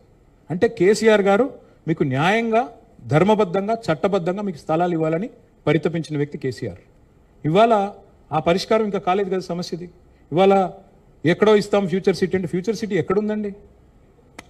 ఎక్కడుంది అసలు future city? Yes, I agree with Harish Rao 100%. Future city లేదు, ఏదీ లేదు. మీరే డ్రామాలు ఆడుతున్నారు. హైకోర్టులోనేమో ఫార్మా సిటీ ఉందని చెప్తారు. మీరు చూడండి, కావాలంటే అఫిడవిట్ తీసుకోండి. ప్రభుత్వం ఇచ్చిన అఫిడవిట్ హైకోర్టులో ఉందండి, ఫార్మా సిటీ అక్కడే ఉంది అని చెప్తారు. మరి మీరు వెళ్ళి జర్నలిస్టులు అందరూ ఫార్మా మ్యానుఫ్యాక్చరింగ్ యూనిట్ల పక్కన ఇల్లు కట్టుకుంటారా? నేను అడుగుతా ఉన్నా, మీకు సమ్మతమేనా? అక్కడ ఉంటారా? నేనేమంటున్నా అంటే, ఏదో బుకాయించడానికి, బట్టగాల్చి మీదేయడానికి ఏది పడితే అది మాట్లాడితే కుదరదు రమేష్ గారు. ముఖ్యమంత్రి గారికి ప్రభుత్వానికి చిత్తశుద్ధి ఉంటే ముందు పేట్ బషీరాబాద్ ల్యాండ్ ఇవ్వండి, నెంబర్ 1. నెంబర్ 2, మంచిరేవులలోనో లేకపోతే బుద్వేల్లోనో మంచి స్థలం ఏదైనా తీసి 100 ఎకరాలు ఇవ్వండి. ఎంతసేపు అమ్ముకోవడమేనా? ఇవ్వండి, మేమెందుకు వద్దంటాం. ఇంకోటి, మా గవర్నమెంట్ ఉన్నప్పుడు మేము జిల్లాల్లో చాలా వరకు ఇళ్ల స్థలాలు ఇచ్చాం. హైదరాబాద్లో ఇవ్వలేకపోయాం, ఎందుకంటే ఇక్కడ కాస్ట్లీ ల్యాండ్స్, ఆ పరిష్కారం కూడా జరగలేదు, ఇంకప్పటికి న్యాయ పోరాటం జరుగుతుంది కాబట్టి ఇవ్వలేకపోయాం. హరీష్ రావు గారు అన్న దానిలో ఏ తప్పు లేదు. That land acquisition was conditional. Tomorrow any kind of misadventure the government does, డెఫినెట్గా it has to be stopped. It was for industrialization. అది కాకుండా దేనికి వినియోగించుకోవడానికి? జూ పార్క్ పెడతానంటాడు ఏందండి ఆయన? వంతారాకు 3,000 ఎకరాలు ఇస్తాడా? అది ఎంత కాస్ట్లీ ల్యాండు? నీకు అంత ఉబలాటం ఉంటే ఎక్కడో ఇవ్వు, దూరంగా ఇవ్వు. ఎట్లా ఇస్తారండి నాకు అర్థం కాదు. Thank you. ఒక్క నిమిషం ప్లీజ్. ఆశిష్, స్పీకర్ గారు ఇక్కడ ఉన్నారు. రెగ్యులర్గా అడిగే వాళ్ళకి ఛాన్స్ తక్కువ, ఎప్పుడు అడగని వాళ్ళకి ఇస్తాను. ప్లీజ్ ఒక నిమిషం ఆగు. ప్లీజ్ బీ డిసిప్లిన్ భయ్. అరే బీ డిసిప్లిన్, ఆగండి, మీరు ఆగండి. Okay right. Ashish sir. Press club లో ప్రెస్ వాళ్ళు కొట్లాడుకుంటే ఎట్లబ్బా మీరు? అసెంబ్లీ ఏమైనా? ఆశిష్ భాయ్ బోలో. I have a two-part question. First about Pawan Kalyan. Yesterday we witnessed, in fact, all the channels. उसका जवाब मैं तेलुगु में देना चाहता हूँ. Yeah, you can choose whatever language. But I just wanted to understand, Pawan Kalyan in fact specifically names BRS. He says that BRS has changed its name from TRS. They have a constituted party unit in Andhra Pradesh. while they have constituted party unit in Andhra Pradesh, now they are opposing Janasena activities in Where did we Telangana. oppose it? Where did we oppose it? That's what Pawan Kalyan says. It has. He didn't say it, by the way. Don't put words in his mouth. No, He no, didn't say it. he has mentioned BRS. He has sir. not mentioned BRS at all. He did not say it. Let me answer Yes. your question first. Let me answer this question first. See, తెలుగులో చెప్తాను, మీకు కూడా కొద్దిగా తెలుగు వస్తుంది కాబట్టి. See, ఈ దేశంలో ఏ నాయకుడైనా ఏ నాయకురాలైనా ఒక పార్టీ పెట్టవచ్చు. పార్టీ పెట్టి ఎక్కడైనా పోటీ చేయవచ్చు. ఏ ప్రాంతంలో అయినా ఏ రాష్ట్రంలో అయినా నిరభ్యంతరంగా పోటీ చేయొచ్చు. ప్రజాస్వామ్య భారతదేశంలో అది అందరికీ ఉన్న హక్కు, రాజ్యాంగం ఇచ్చిన హక్కు, బాబాసాహెబ్ అంబేద్కర్ ఇచ్చిన హక్కు, అందులో ఏం అనుమానం అక్కర్లేదు. కానీ ఏ ప్రాంతంలో అయితే మీరు పోటీ చేయాలనుకుంటున్నారో ఆ ప్రాంత ఆకాంక్షలు, ఆ ప్రాంత పరిస్థితులు, ఆ ప్రాంత ప్రజలు, వారి యొక్క మానసిక స్థితిగతులు, వారి యొక్క పోరాటాలు, వారి యొక్క త్యాగాలు కూడా మీరు తెలుసుకోవాలి. వారి మీద అభిమానం ఉండాలి. నేను అడుగుతా ఉన్న పవన్ కళ్యాణ్ గారిని వాళ్ళ, మీరు కొత్తగా పోటీ చేసేది ఏముందండి? జనసేన 2023లో పోటీ చేయలేదా? మీరు చేశారు కదా అసెంబ్లీ ఎన్నికల్లో, మొన్న మున్సిపల్ ఎన్నికల్లో కూడా పోటీ చేశారు కదా 350 వార్డులో. కొత్తగా చేసేది ఏముంది? అండ్ ఇంకోటి, మిమ్మల్ని ఎవరు ఆపుతున్నారు? 2018లో చంద్రబాబు నాయుడు గారు వచ్చారు, పోటీ చేశారు. 23లో మీరు పోటీ చేశారు. పోటీ చేయండి, ఎవరు వద్దంటున్నారు. కానీ మీరు ఇక్కడికి వచ్చి మాట్లాడేటప్పుడు ఇదేదో ఆషామాషిగా ఏర్పడ్డ రాష్ట్రం కాదు, ఏదేదో అనాయాసంగా వచ్చిన రాష్ట్రం కాదు. వేల మంది బలిదానాలతో రక్తంతో తడిసిన నేల ఇది తెలంగాణ.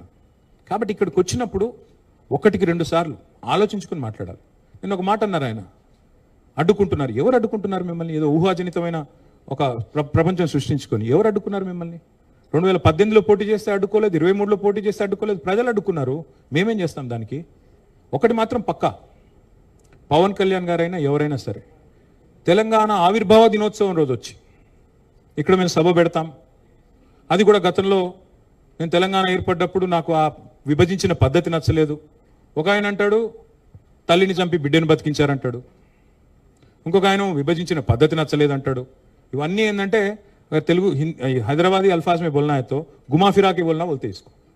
నాకు ఇష్టం లేదు తెలంగాణ ఏర్పడని సీదా సీదా చెప్పక ఉల్టా పుల్టా మాటలు ఎందుకు? ఇది బాగలేదు, అది బాగలేదు.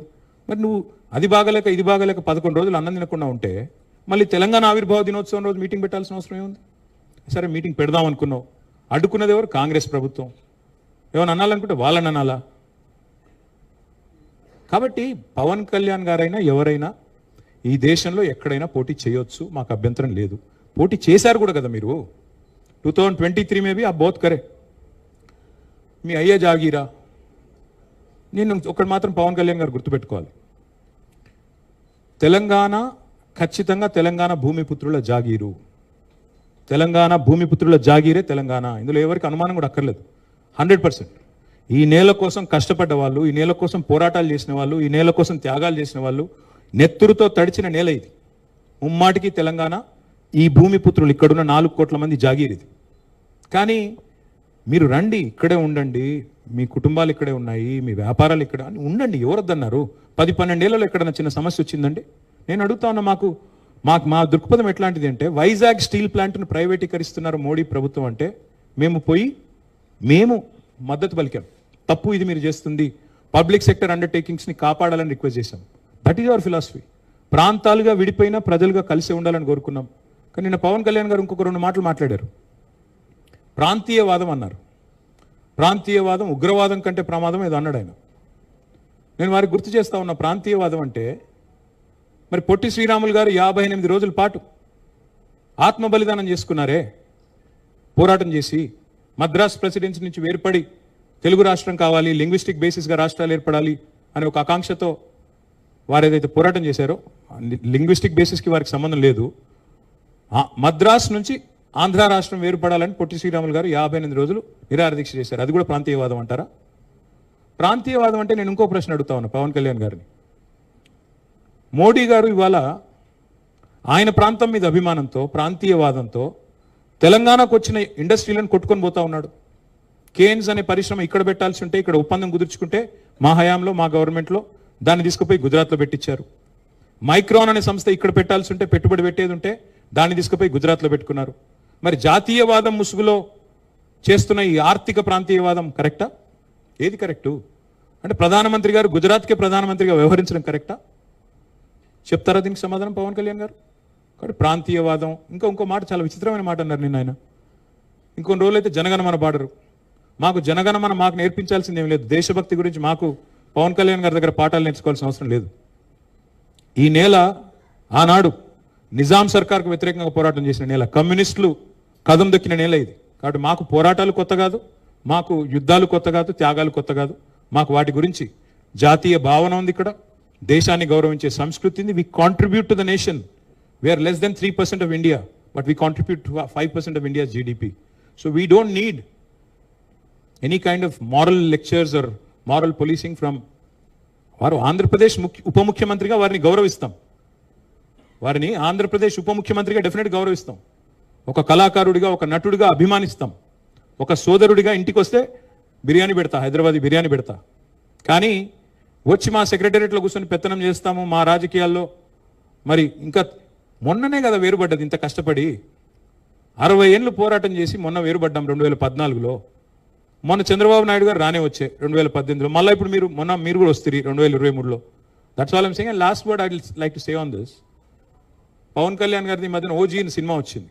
I would like to remind my brother Pawan Kalyan, we have a Telangana OG KCR. ఇక్కడ మా కేసీఆర్ గారు ఉన్నారు, ఆయన చాలు మాకు. He will take care of us, he will take care of the state and our issues. A supplementary. Yeah, I can Ratna, ask about- please. Sir, if I can take a भाई. Yeah, Ratna. Yes ma'am.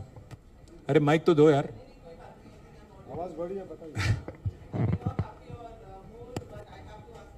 नहीं please बोलिए.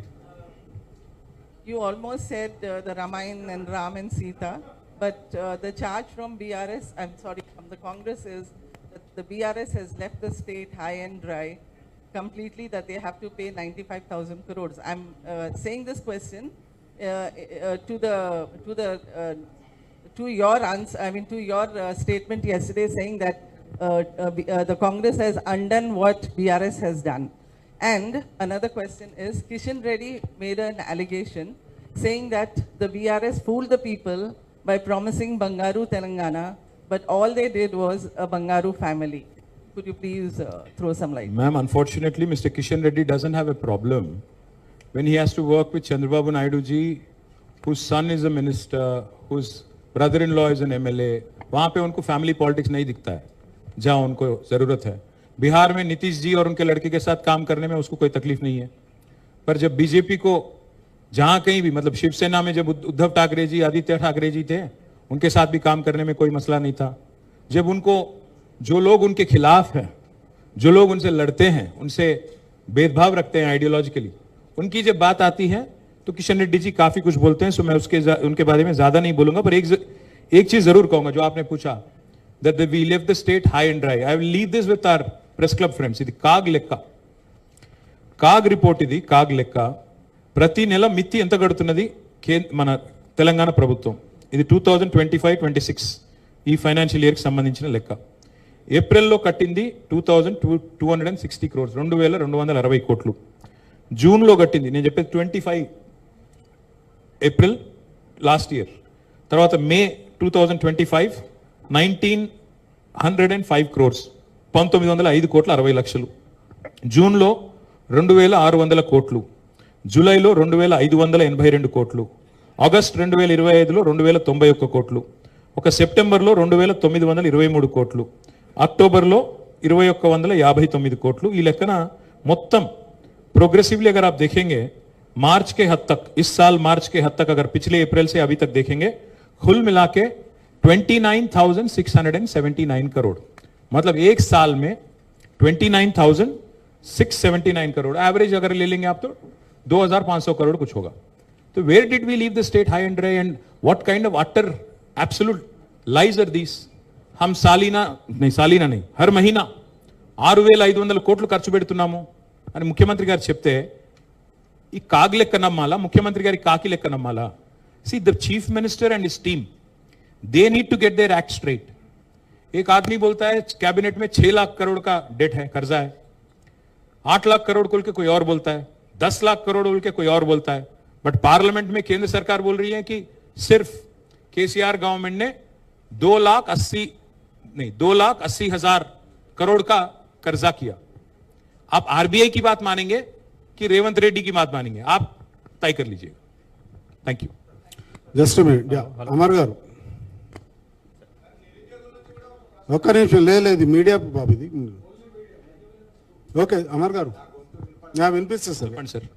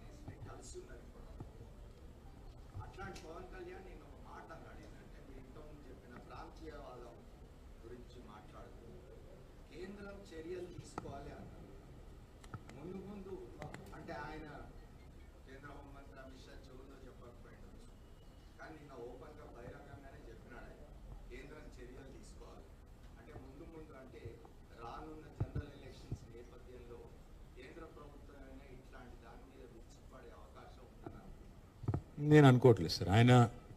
ఆయన ఏదో యథాలాపంగానే ఉన్నారని నేను అనుకుంటా ఉన్నాను. ఎందుకంటే అంత స్థాయిలో లేదు, that is your opinion. Know that is your opinion sir. తెలంగాణను డిస్టర్బ్ చేయాలి అని 2014లోనే ప్రయత్నం చేశారు. కొత్తదేమి కాదు. మన అనుమతి లేకుండా, మనకు కనీసం ఇన్ఫర్మేషన్ లేకుండా లోయర్ సీలియర్ ప్రాజెక్ట్ని తీసుకొని పోయి ఆంధ్రాకి ఇచ్చారు. 5 మండలాలు తీసుకొని పోయి ఆంధ్రాలో కలిపారు. చాలా ఏకపక్షంగా కేంద్ర ప్రభుత్వం చాలా దుర్మార్గంగా వ్యవహారం చేసింది. మనం స్టేట్ వైడ్ బంద్ కూడా పిలిపించారు. ముఖ్యమంత్రిగా కేసీఆర్ గారు స్టేట్ వైడ్ బంద్ కూడా పిలిపించారు. భారతీయ జనతా పార్టీ ప్రభుత్వం, కేంద్రం గత 12 ఏళ్లుగా తెలంగాణకు చేసింది శూన్యం. అందులో అనుమానం కూడా మీకు అక్కర్లేదు.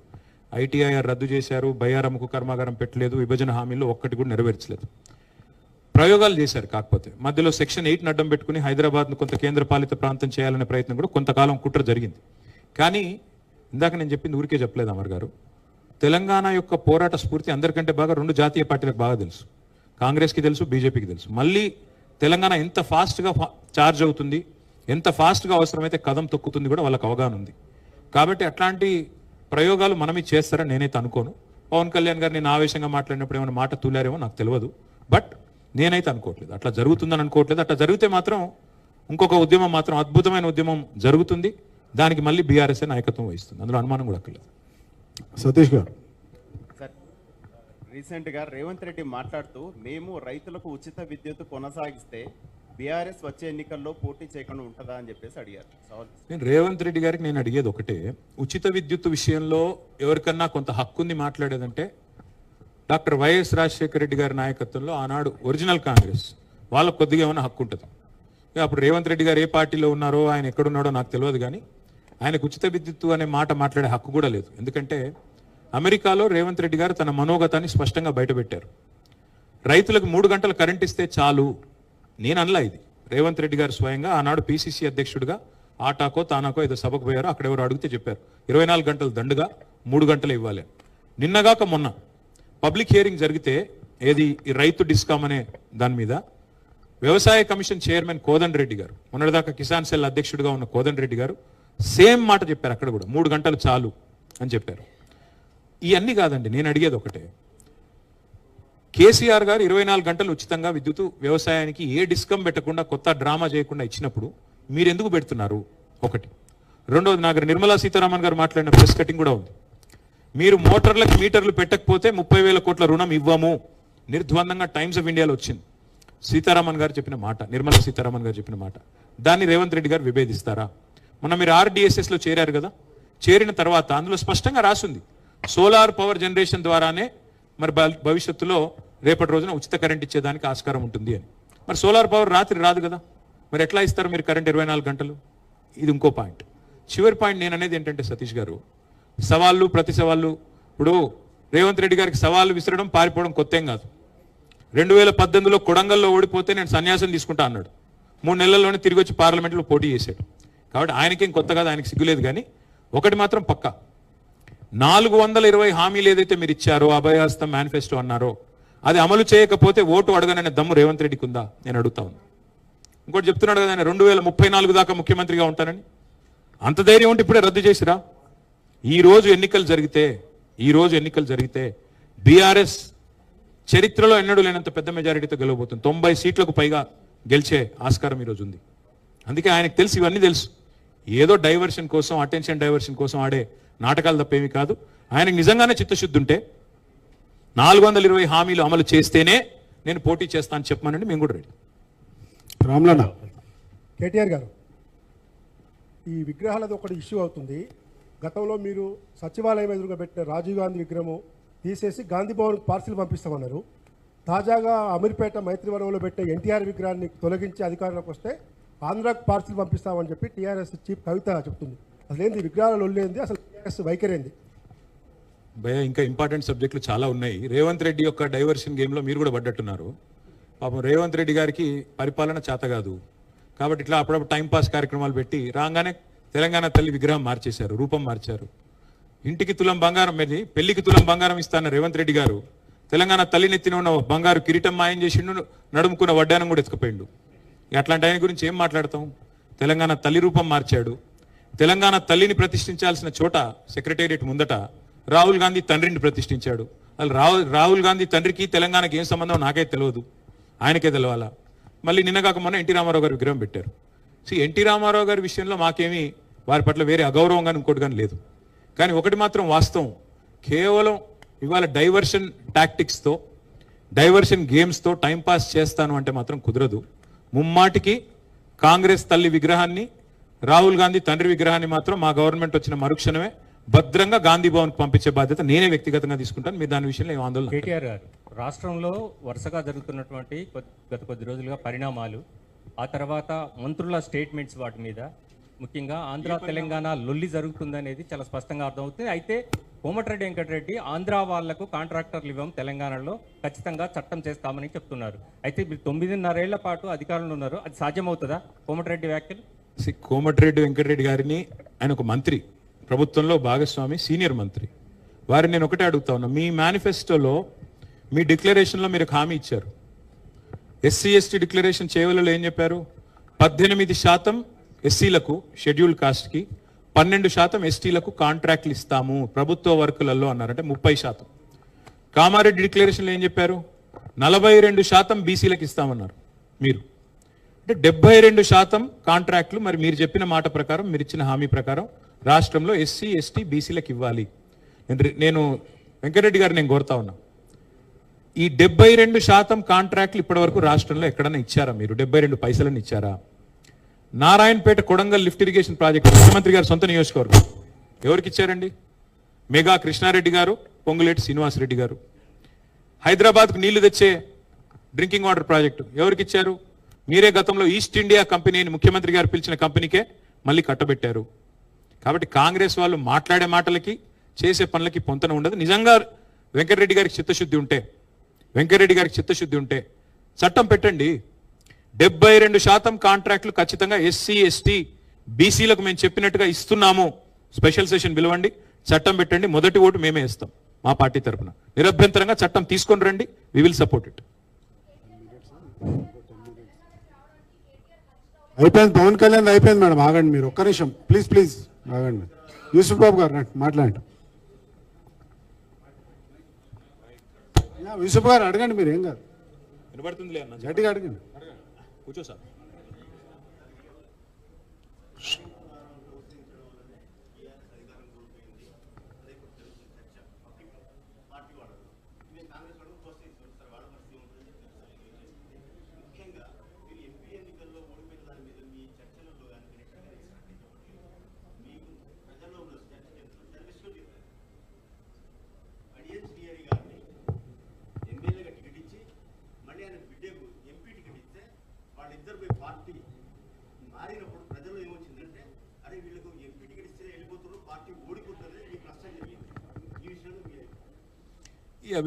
నేను ఇదివరకు కూడా చెప్పానని మళ్ళీ చెప్తున్నాను. పార్లమెంట్ ఎన్నికలు భారతదేశంలో ఒక పోలరైజ్డ్ ఎన్వైర్న్మెంట్లో జరిగినాయి.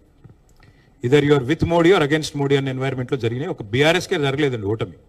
బిజు జనతాదళ్ లాంటి పవర్ఫుల్ పార్టీ వాళ్ళకు కూడా ఒక సీట్ రాలేదు. మాయావతి గారి పార్టీకి ఒక్క సీట్ రాలేదు. భారతదేశంలో 13 పార్టీలకు ఒక్క సీట్ రాలేదు. శిరోమణి అకాలీదళ్ కూడా ఒక సీట్ రాలేదు.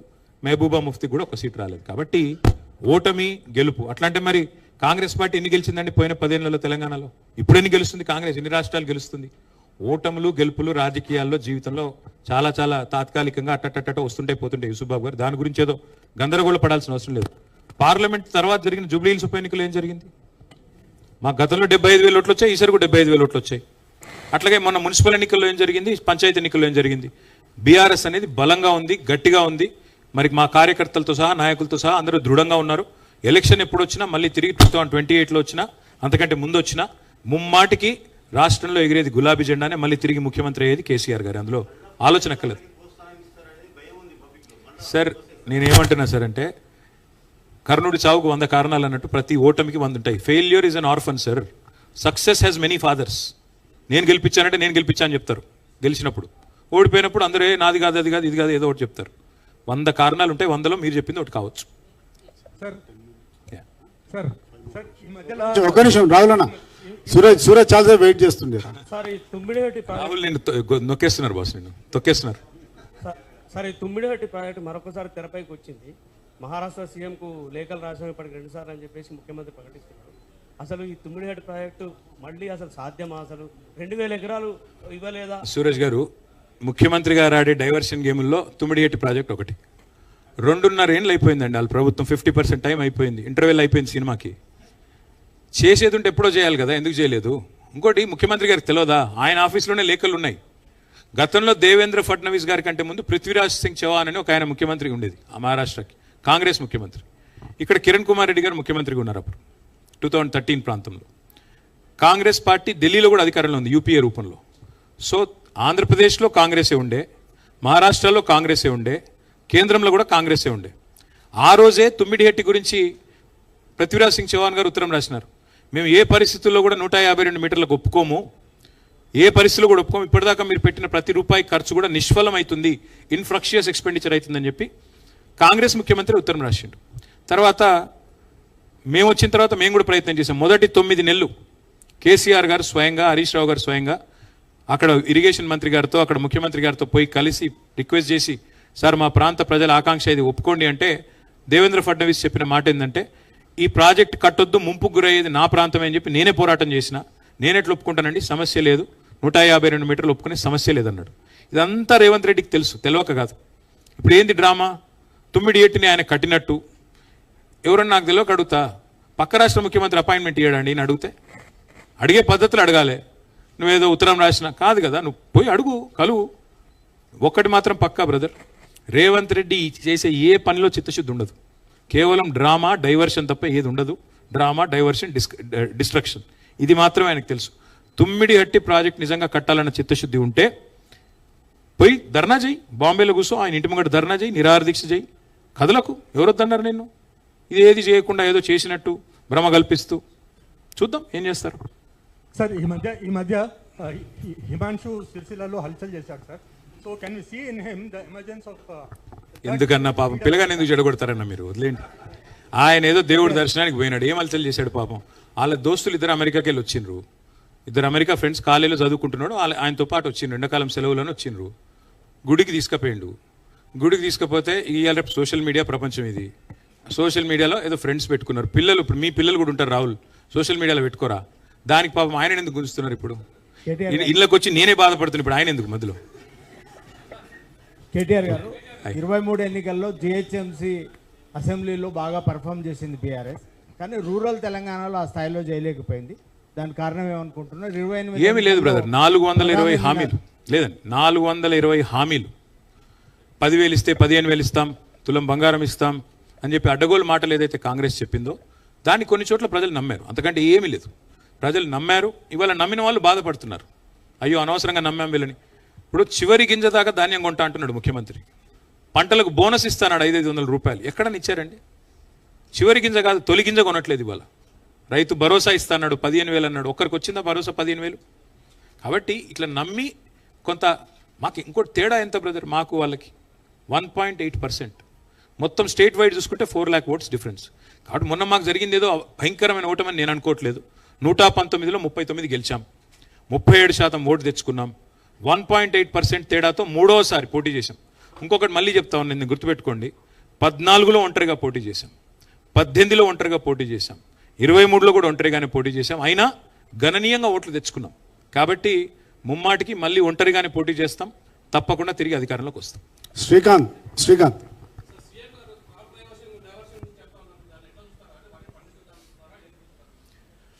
ఆయన ఏం చూస్తున్నాడో నాకే తెలియదు బ్రదర్. ఆయనకు మామూలుగా అయితే మిగతా డైవర్షన్ గేమ్లు బాగా ఆడతాడు. ఆయన క్రాప్ డైవర్షన్ గురించి రేవంత్ రెడ్డి గారి దగ్గర రైతులు నేర్చుకోవాల్సిన పరిస్థితి అని నేను అనుకోను.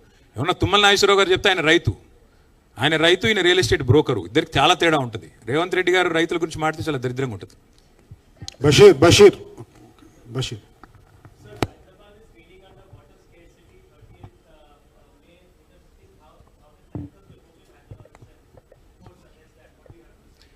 All I'll say is, Bashir, we had made plans to finish Sunkishala project by 2024 itself. Unfortunately, this chief minister, who is also the municipal minister, even though a major incident has happened and hundreds of crores of public money was wasted by way of a retaining wall collapse, does not have the gall, does not have the courage to blacklist that contractor, even today, despite HMWSSB recommending it. That is the state of affairs in Telangana. अगर एक contractor पे आपको action लेने की दम नहीं है, हिम्मत नहीं है, आप कैसे चीफ मिनिस्टर हो, कैसे म्युनिसिपल मिनिस्टर हो? तो ऐसे आदमी से हैदराबाद में यही हालत होगा. उनको तो बस हैदराबाद को सताने का जिद भी है, क्योंकि एक सीट भी नहीं दिया था हैदराबाद वालों ने, तो शायद जिद भी है, थोड़ा नाराजगी भी है, इसीलिए शायद जबरदस्ती कुछ सता रहे हैं. वरना जो हैदराबाद जहां पे पानी की कोई किल्लत नहीं थी, सडनली कहां से आ गया 2 साल में? मिशन भागीरथ के जरिए हमने जबरदस्त काम किया, आज उसको मेंटेनेंस तक नहीं कर रहे हैं लोग. जो करंट 7,000 मेगावाट की थी, जिसको हमने 24,000 मेगावाट तक ले गए हम लोग, उसमें भी आज मेंटेन नहीं कर पा रहे हैं. आज पावर कट्स भी हो रहे हैं हैदराबाद में. यहाँ पे हैदराबाद में पानी की किल्लत, पावर कट. तेलुगु में बोलता हूँ एक बात बशीर, क्योंकि आप तेलुगु भी समझ लेते हैं. ఎన్కటి రోజులు తెస్తా అని చెప్పిండు రేవంత్ రెడ్డి, నిజంగానే తెచ్చిండు. 2014 ముందు ఖాళీ బిందెలు, ఖాళీ కుండలు, ట్యాంకర్ల ముంగట యుద్ధాలు, కరెంటు కోతలు, జనరేటర్ల గబ్బు, ఇన్వర్టర్ల గబ్బు మళ్ళీ తెచ్చిండు. సో అన్ఫార్చునేట్లీ కాంగ్రెస్ ఉంటే కరెంట్ ఉండదు, నేను చెప్పిన ఇదివరకే. వచ్చింది మళ్ళీ అదే దరిద్రం. రమణ హాయ్.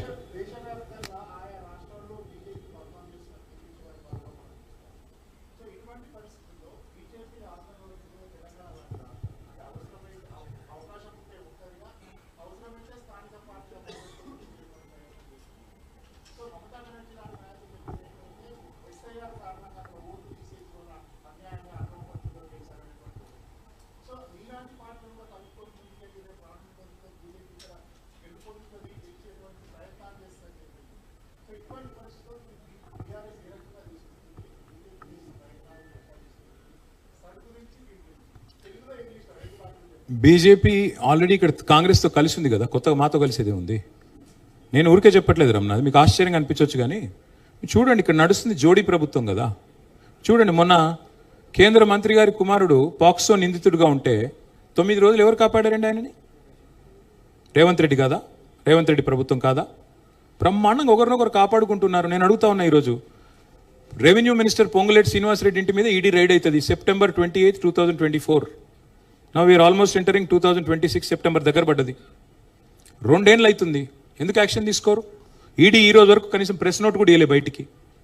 ఆ ఇంట్లోకి నోట్ల కట్టలు కౌంట్ చేసే మెషిన్లు పోయినాయని చెప్పి టీవీలో బ్రేకింగ్ వార్తలు వేశారు మీరు. మరి ఏమైంది కేసు? ఎవరు కాపాడుతున్నారు ఈ రాష్ట్ర రెవెన్యూ మంత్రిని? బీజేపీ కాకపోతే. అట్లాగే రేవంత్ రెడ్డి గారిని ఆర్ఆర్ ట్యాక్స్ వసూలు చేస్తున్నామని చెప్పి నిందారోపణ చేసింది ఎవరు? ప్రధానమంత్రి గారు స్వయంగా. మరి ఎందుకు చర్యలు ఉండవు? హైదరాబాద్ సెంట్రల్ యూనివర్సిటీ భూముల్లో 10,000 కోట్ల కుంభకోణం జరిగిందని చెప్పి నేను చెప్పడంలా, సుప్రీంకోర్టు అపాయింట్ చేసిన సెంట్రల్ ఎంపవర్డ్ కమిటీ చెప్పింది. దీని మీద వెంటనే కేంద్ర ప్రభుత్వం ఒక special serious fraud investigation agency SFIO లేదా CBI లేదా ED లేదా IT సంస్థతో దర్యాప్తు జరిపించాలని చెప్పి రికమెండేషన్ ఇచ్చింది. ఎక్కడ పోయింది ఆ రిపోర్టు? ఎందుకు చర్యలు ఉండవు? ఎవరు నడుపుతున్నారు ఈ రాష్ట్రంలో ప్రభుత్వాన్ని? ముమ్మాటికి ఈ రాష్ట్రంలో రేవంత్ రెడ్డిని కాపాడుతున్నది, రేవంత్ రెడ్డిని రక్షిస్తున్నది. ఆయనకు అడుగడుగున సింగరేణిలో జరిగిన కుంభకోణాలు ఏంది బ్రదర్? సైట్ విజిటేషన్ సర్టిఫికెట్ పేరిట ఇవాళ అక్కడ లేని నిబంధనలు పెట్టి రేవంత్ రెడ్డి గారి బావమరిది సృజన్ రెడ్డి మొత్తం కాంట్రాక్టర్లను రింగు చేస్తున్నాడని సాక్ష్యాలతో సహా ఇస్తే ఎందుకు కేంద్ర ప్రభుత్వం చర్య తీసుకోదు? ఇవాళ అమృత్ పథకంలో, కేంద్ర ప్రభుత్వ పథకంలో రేవంత్ రెడ్డి గారి బావమరిది కాంట్రాక్టులు వస్తాయి. ఇక్కడ యంగ్ ఇండియా స్కూల్స్లో స్టేట్ గవర్నమెంట్లో బీజేపీ ఎంపీ విశ్వేశ్వర రెడ్డి కాంట్రాక్టులు వస్తాయి. ఇక్కడ ఫ్యూచర్ సిటీలో బీజేపీ ఎంపీ సీఎం రమేష్ కాంట్రాక్టులు వస్తాయి. మంచి ఫెవికాల్ బంధం ఇద్దరిది. కాబట్టి కొత్తగా మాతో కలిసేది ఎక్కడిది, ఇంకోరితో కలిసే ఎక్కడిది? అదే చెప్తున్నా బ్రదర్, మీరు అంత అమాయకంగా ఉంటే నేను చేయగలిగేది ఏం లేదు. మొన్ననే మోడీ గారు కూడా చెప్పారు కదా, ఆజావో మేరే సాత్ జుడ్ జావో అని. కొత్తగా జుడాయించేది ఇద్దరు కలిసే ఉన్నారు కదా జోడీ. కాబట్టి అందులో కొత్తగా చెప్పేది లేదు. ఎస్ఐఆర్ విషయానికి వస్తే రమణ గారు, పార్టీ పరంగా ప్రిపేర్ అవుతున్నాము. మా కార్యకర్తలు ఇక్కడ నుంచి నేను ఇప్పుడు స్ట్రైట్గా సికింద్రాబాద్కి పోతున్నాను. అక్కడ కూడా మా ఎస్ఐఆర్కి సంబంధించిన మీటింగే ఉంది. మా ప్రతి కాన్స్టిట్యున్సీలో బూత్ లెవెల్ ఏజెంట్లు అపాయింట్ చేసుకున్నాము. దాదాపు 71,000 బూత్ లెవెల్ ఏజెంట్స్ని అపాయింట్ చేసుకొని వారందరికీ కూడా ట్రైనింగ్ ఇచ్చుకుంటున్నాము. హ్యాండ్ బుక్స్ ఇస్తున్నాము. సస్పెక్టెడ్ డూప్లికేట్ ఓటర్ లిస్ట్ కూడా వారికి ఇస్తున్నాము. ఇచ్చి జాగ్రత్తగా చూడండి, అర్హులైన ఏ ఒక్కరు ఓటు పోకూడదు, అనర్హుడికి ఎవరికి ఓటు రాకూడదు అనే నినాదంతో ముందుకు పోతున్నాము. డెఫినెట్గా మా జాగ్రత్తలు మేము తీసుకుంటాం.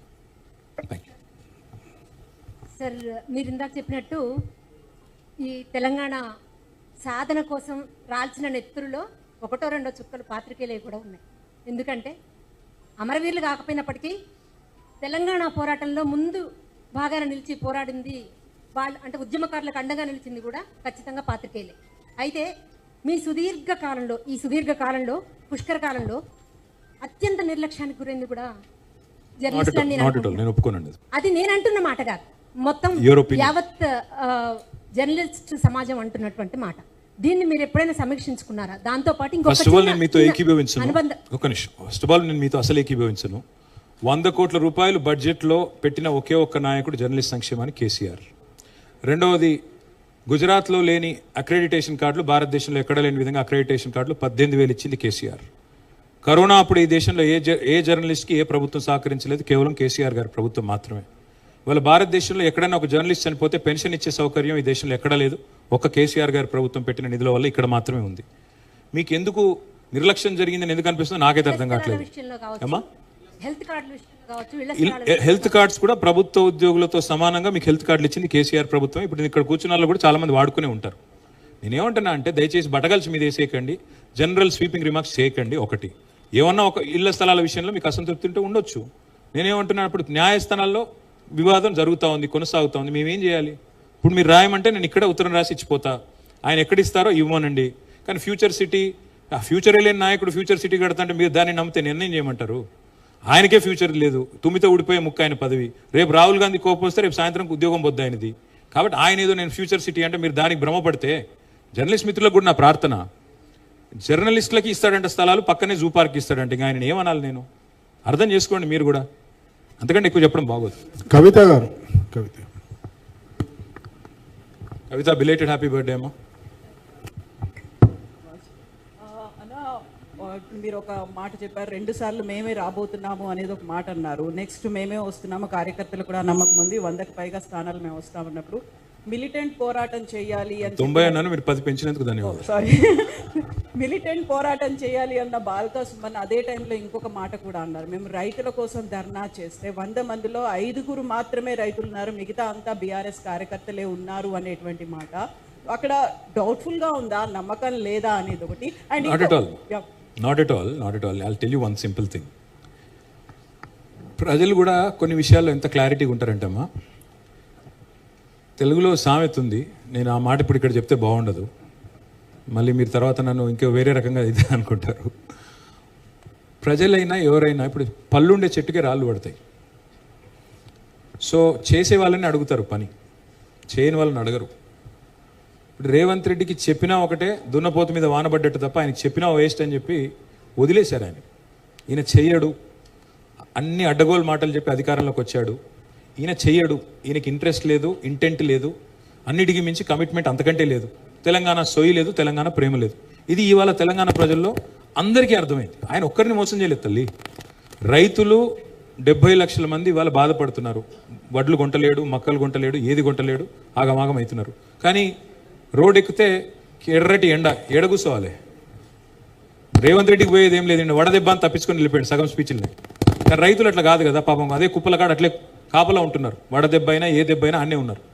కానీ యుద్ధం చేయాల్సి వచ్చినప్పుడు తెలంగాణ చేస్తుందమ్మా. Telangana knows when to respond, Telangana knows when to revolt, Telangana knows when to teach a befitting lesson. So Suman ఏదో అన్నాడు, ఇంకో ఆయన ఎవరు అన్నారు, అదన్నీ పట్టించుకోకండి. 100% తెలంగాణకు ఆ చైతన్యం ఉంది, ఆ జ్ఞానం ఉంది. ఎప్పుడు స్పందించాలి, ఎలా స్పందించాలి, ఎలా బుద్ధి చెప్పాలి. రేవంత్ రెడ్డికి, కాంగ్రెస్కి ఇంకొక 15-20 ఏళ్ల పాటు రేవంత్ రెడ్డి గారు కాంగ్రెస్ని తెలంగాణలో బొందబెట్టిపోతాడు. నేను చెప్తున్నా, ఈరోజు గుర్తుపెట్టుకో. Today is 3rd June 2026. గుర్తుపెట్టుకోమ్మా. 15-20 ఏళ్ళు మళ్ళీ కాంగ్రెస్ని ఇక్కడ నాశనం చేసి బొందబెట్టిపోతాడు రేవంత్ రెడ్డి, గుర్తుపెట్టుకోండి. ఇంకో క్వశ్చన్, Yeah, Suresh. కేసీఆర్ ఎందుకు కనిపించలేదు? కేసీఆర్ అసలు మాట్లాడలేదు. కేసీఆర్ కనబడకపోయినా రేవంత్ రెడ్డి గారు ఎక్స్పెక్టెడ్ దట్ ఒక మెసేజ్ ఏదో ఒకటి వస్తుందేమో, మాట్లాడతారేమో అనుకున్నాం. కవితమ్మ, కేసీఆర్ గారు ఎక్కడ కనబడాలో అక్కడ కనబడుతున్నారు. ప్రతి నీటి బొట్టులో కేసీఆర్ కనబడుతున్నాడు. ఇవాళ మా ఆడబిడ్డలకి ఇంటింటికి వచ్చే మిషన్ భగీరథ ద్వారా ప్రతి చుక్క నీటి బొట్టు ఏదైతే ఇవాళ గోదావరి కృష్ణా నీళ్ళలో పొలాలకు వస్తున్నాయో వాటిలో కేసీఆర్ కనబడుతున్నాడు. ఎక్కడ కేసీఆర్ కనబడాలో అక్కడ కనబడతాడు. అమ్మ, మా గుర్తు కారు. మాకు ఎప్పుడు గేర్ మార్చాలో మాకు తెలుసు. మా నాయకత్వం, మా పార్టీ, మా సార్ తయారు చేసిన నాయకులు, మా స్థాయి చాలు రేవంత్ రెడ్డి గారికి. కేసీఆర్ గారు ఇప్పటికిప్పుడే అవసరం లేదు. ఆయన మా తురుపు ముక్క. ఆయన ఎప్పుడు రావాలో, ఎలా రావాలో, ఏం చేయాలో ఆయన నిర్ణయించుకుంటారు. ఆయన టైంకి వస్తారు. చెప్పాను కదా, he is the OG of Telangana. OG అన్నప్పుడు ఓజీ లాగానే ఉండాలి. సురేష్, రామన్న, నిన్న పవన్ కళ్యాణ్ ఎపిసోడ్ వెనకాల చంద్రబాబు గాని మోడీ ఉన్నారని చెప్పేసి కూడా మాట్లాడుతున్నారు. సో మోడీ గతంలో హైదరాబాద్కి వచ్చినప్పుడు కూడా పవన్ కళ్యాణ్ నేత రేవంత్ రెడ్డి ఉన్నాడు అనుకుంటున్నా బ్రదర్. ఆయన పరిపాలన వైఫల్యాల నుంచి ఏమైనా దృష్టి మళ్లించేదానికి ఆయన వాడుకుంటున్నాడేమో తెలియదు. కానీ ఒకటి మళ్ళీ దాని గురించి వద్దు. నేను చెప్పే కాడికి చెప్పాను. తెలంగాణని గౌరవించి, అభిమానించి, ప్రేమించే వాళ్ళు ఇక్కడ పోటీ చేస్తే ప్రజలు ఆదరిస్తారు.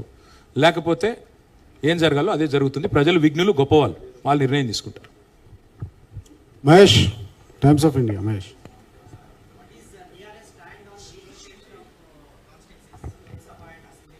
Sir, CM has proposed dual formula, some kind of formula. So what is your... Well, I've said this before, I'll say it again. Revanth Reddy is a hybrid CM of BJP and Congress. So he will only propose hybrid models. All I will tell you, Mahesh Bhai, is 24% is the current representation of South India in Parliament, in Lok Sabha. Our demand is very straightforward. Please keep it intact. And the reason why I'm talking of South India, not just Telangana alone, is because South practiced family planning much better than the rest of the country.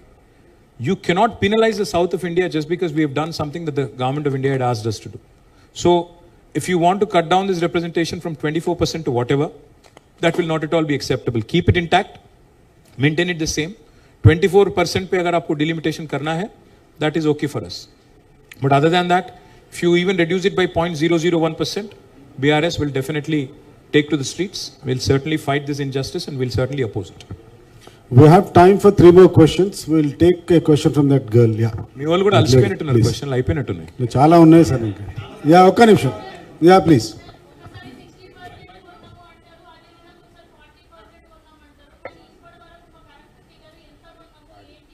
Madam, మీరు జర్నలిస్టా? మీరు party కార్యకర్తనా? పేరు చెప్పండి మరి.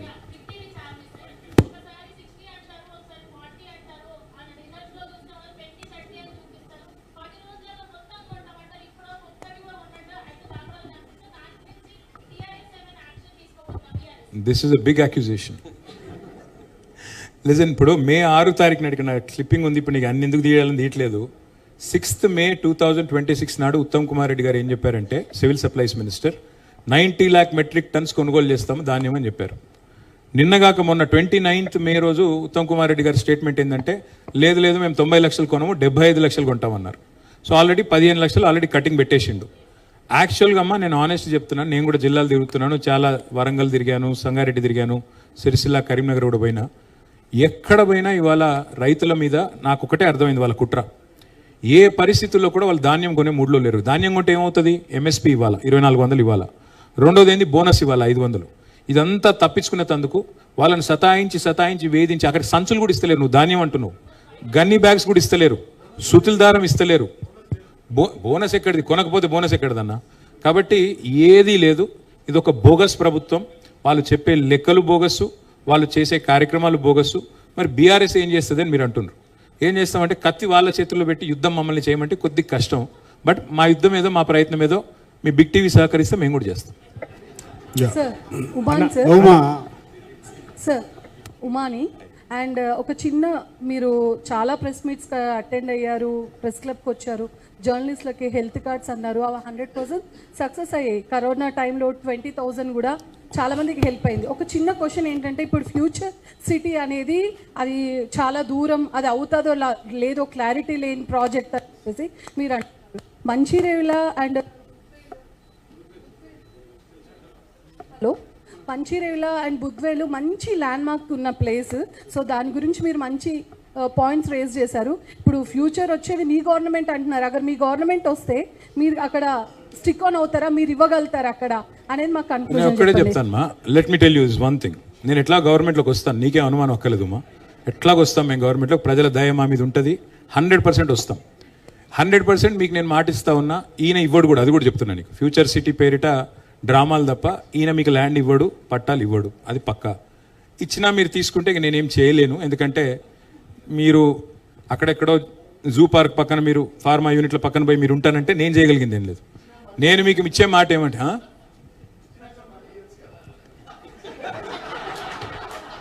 ఇచ్చినాక మళ్ళీ ఇవ్వచ్చా? ఇది మాకు తెలియదు. ఈ స్కీమ్ ఏదో 1 for 2 స్కీమ్ నాకు తెలియదు. సరే, మీ గవర్నమెంట్ వచ్చాక మీరు ఇళ్ళ స్థలాలు ఇస్తారన్నారు. మీతోనే ఒక కమిటీ వేస్తాను, నేను మాటిస్తున్నా మీకు ఈరోజు. June 3rd, 2026 let us form a joint committee of the government and the press club and me media academy ఉంటే మీడియా అకాడమీ వేసి I will let you decide this place. మీరు డిసైడ్ చేసిన తర్వాత మీరు ఎంపిక చేసిన స్థలంలో ఇస్తాం, అది పక్కా. Okay, thank you. అన్న కరుణాకర్ 10TV చెప్పండి. అంటే ఈ పుష్కరకాల తెలంగాణ ముష్కరుల పాలైందని చెప్పి నిన్న తెలంగాణ ఆవిర్భావ దినోత్సవం సందర్భంగా మీరు కామెంట్ చేశారు. కానీ రేవంత్ రెడ్డి మాత్రం 2047కు 3 ట్రిలియన్ ఆర్థిక వ్యవస్థగా దీన్ని తీర్చిదిద్దామంటున్నారు. రెండోది, మీరేమో కాంగ్రెస్ ప్రభుత్వ సినిమా ఇంటర్వెల్తోనే ఫెయిల్ అయిపోయింది అంటున్నారు. ఆయన సీక్వెల్ ఉంది అంటున్నారు 2034 వరకు. బ్రదర్, ఇప్పుడు 3 ట్రిలియన్,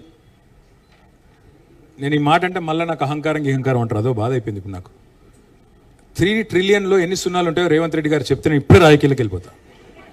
తెలియదు పెట్టదు, ఎవడో రాసిచ్చింది చదివితే సదిపోసమ్ముడు. నేను ఇంకోటి చెప్పేది ఏమంటే, నేను అసెంబ్లీలో అడిగా, 1 కోటి మంది మహిళల్ని కోటీశ్వరులు చేస్తామన్నారు. 1 కోటి మందిని, ఒకరిద్దరిని కాదు. రేవంత్ రెడ్డి గారు చెప్పిన మాట హామీ ఒకసారి కాదు 50 సార్లు చెప్పారు ఆయన. 1 కోటి మంది కోటీశ్వరులు అయితే అదే 100 ట్రిలియన్ అయితే స్వామి. మరి అప్పుడు 3 ట్రిలియన్లు వెళ్ళింది. $100 ట్రిలియన్ ఎకానమీ రేవంత్ రెడ్డి గారు 1 కోటి మందిని కోటీశ్వరులు 2029 లోపల చేస్తే అయిపోద్ది కదా. దానికి 2047 ఎందుకు? అప్పుడు ఎవడు బతుకుంటాడో ఎవడు చేస్తాడో ఎవడికేం తెలుసు. ఇక 2034 అంటున్నారు కదా మీరు. నిజంగా రేవంత్ రెడ్డికి ఆ ధైర్యం ఉంటే ఇప్పుడు రాజీనామా చేసి రమ్మను.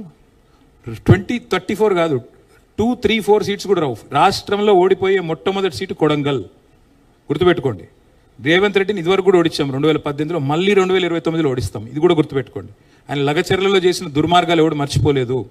ఆ అన్నదమ్ములు చేస్తున్న అరాచకాలు ఎవరు మర్చిపోలేదు. ముమ్మాటికి 2034 కాదు కదా, 29 తర్వాత ఒక్కరోజు కూడా రేవంత్ రెడ్డి గారు, 28 తర్వాత ఒక్కరోజు కూడా వాళ్ళ అధికారంలో ఉండరు. ఇది చూడండి మీరు. అన్న అధికార హోదా వస్తుంది బ్రదర్, ఎందుకు టెన్షన్ ఎందుకు? అన్న ప్రదీప్, నేను వెలుగు అన్న, మీరు కాంగ్రెస్ విష ప్రచారం వల్లే బీఆర్ఎస్ ఓడిపోయిందని మీరు అంటున్నారు. బట్ 10 ఏళ్లలో పాలన అంత మంచిగా ఉన్నప్పుడు ప్రజలు ఇచ్చిన తీర్పుని, వాళ్ళ విచక్షణని మీ ప్రకారం అది అవమానించినట్టు కాదా? ఇంకొకటి, 10 ఏళ్లలో వచ్చిన వ్యతిరేకతని ఎందుకు ఒప్పుకోవడం లేదని చర్చ నడుస్తుంది, అదొక క్వశ్చన్. ఇంకోటి అన్న, నీళ్ళ విషయానికి సంబంధించింది. యాక్చువల్గా పాలమూరు రంగారెడ్డి ప్రాజెక్టు 2013-2014లోనే స్టార్ట్ అయింది. 10 ఏళ్ళు, మామూలుగా 12 ఏళ్ళు గడిచిపోతుంది ఇప్పటికీ. కానీ అదే 2016లో స్టార్ట్ అయిన కాళేశ్వరం ప్రాజెక్టు 3 ఏళ్లలో రికార్డ్ టైంలో మీరు కంప్లీట్ చేసారు. కానీ అదే రికార్డ్ టైంలో పాలమూరు రంగారెడ్డిని ఎందుకు కంప్లీట్ చేయలేకపోయారు?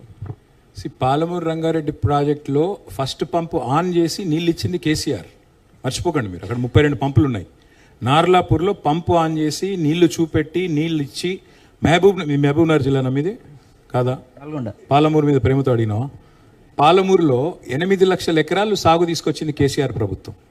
రన్నింగ్ ప్రాజెక్టులుగా పెండింగ్ ప్రాజెక్టులను మార్చి బ్రహ్మాండంగా ఉన్న ప్రాజెక్టులన్నింటినీ రన్ చేసి 8 లక్షల ఎకరాలు. మీ నల్గొండ అన్నారు కదా, మీది నల్లగొండ జిల్లా today is the largest producer of paddy in entire Telangana. ఒకప్పుడు కరీంనగర్ ఉండేది, వాళ్ళ Nalgonda is the number 1 in paddy production in Telangana. అది చేసింది కేసీఆర్. ఎందుకు? మీ కోదాడకి, మీ సూర్యాపేటకి, మీ తుంగతుర్తికి టెయిలెండ్ గ్రామాలు ఏవైతున్నాయో వాటికి కూడా కాళేశ్వరం నీళ్ళు తీసుకొచ్చింది కేసీఆర్ ప్రభుత్వం. కాబట్టి నేను అనేది ఏంటంటే, పాలమూరైనా నల్లగొండ అయినా ఏ ప్రాంతమైనా ఖమ్మమైనా ప్రతి డిస్ట్రిక్ట్ మీద ప్రేమతోనే పనిచేసినాం. కొన్ని చోట్ల సాంకేతిక సమస్యలు ఉండొచ్చు, కొన్ని కోర్టు సమస్యలు ఉండొచ్చు, ఇంకోటి ఉండొచ్చు, ల్యాండ్ అక్విజిషన్ ఇష్యూస్ ఉండొచ్చు కాక. ప్లస్ 3-4 పెద్ద ప్రాజెక్టులు చేసేటప్పుడు సహజంగానే ఒకటి కొద్దిగా ముందు పోతుండొచ్చు, ఒకటి కొద్దిగా వెనుక అవుతుండొచ్చు. కానీ పాలమూరు రంగారెడ్డి పథకం కూడా 90% మేము పూర్తి చేశాము. పంపు ఆన్ చేసి నీళ్లు చూపెట్టాము. 2.5 years అయింది. మరి మామగారు పేరు పెట్టుకున్నాడు కదా, జైపాల్ రెడ్డి గారి పేరు, ఎందుకు పూర్తి చేస్తలేడు? చేయమనండి, వెంటనే ఫాస్ట్గా పూర్తి చేసి నీళ్ళు ఇమ్మనండి. మేము వద్దంటున్నామా? ఇక మీరు అడిగిన మొదటి ప్రశ్న, ప్రజల విచక్షణని మేమేదో అవమానిస్తున్నామని. ఎందుకు అవమానించాం బ్రదర్? నేను ఎక్కడ అవమానించాను? ఏం చెప్పాను నేను? కాంగ్రెస్ చెప్పిన దొంగ మాటలు కొంతమంది నమ్మారు అన్నాను. ముమ్మాటికి అంటున్నాను, నేనడం కాదు, ప్రజలు అంటున్నారు. అయ్యో ఈ దొంగల మాటలు నమ్మాము. ప్రజలు మీరు చూడండి, సోషల్ మీడియాలో వీళ్ళకు ఓటేసి తప్పు చేశాము అని చెప్తున్న ప్రజలు ఎంతమంది ఉన్నారో మీరు చూడండి. నేను అదే చెప్పాను, వాళ్ళను టంకిస్తూ చెప్పాను. ప్రజలు బాధపడుతున్నారు, కాంగ్రెస్కు నమ్మి ఓటేసినందుకు బాధపడుతున్నారు అని చెప్పాను. దాన్ని అవమానించడం ఏముంటుంది? ఇంకోటి వ్యతిరేకత అంటారా? వ్యతిరేకత అందరి మీద వస్తుంది బ్రదర్. ఇప్పుడు ఎవరు దేవుడు కాదు. మరి మానవ ప్రయత్నం మనం చేస్తాము. చేసిన తర్వాత కొన్నిసార్లు ఫలితాలు వస్తాయి, కొన్నిసార్లు రావు. 14లో గెలిచాము, 18లో గెలిచాము, 23లో వి లాస్ట్ బై విస్కర్, ఒక వెంట్రుక వాసి తేడాతో ఓడిపోయాం. దానికి మేమేం బాధపడట్లేదు. బాధ ఎక్కడ అనిపిస్తుంది అంటే ఈ దుర్మార్గులు మొత్తం తెలంగాణను భ్రష్టు పట్టిస్తుంటే బాధ అనిపిస్తుంది, అంతకంటే ఏంటి? యాకే స్వామి,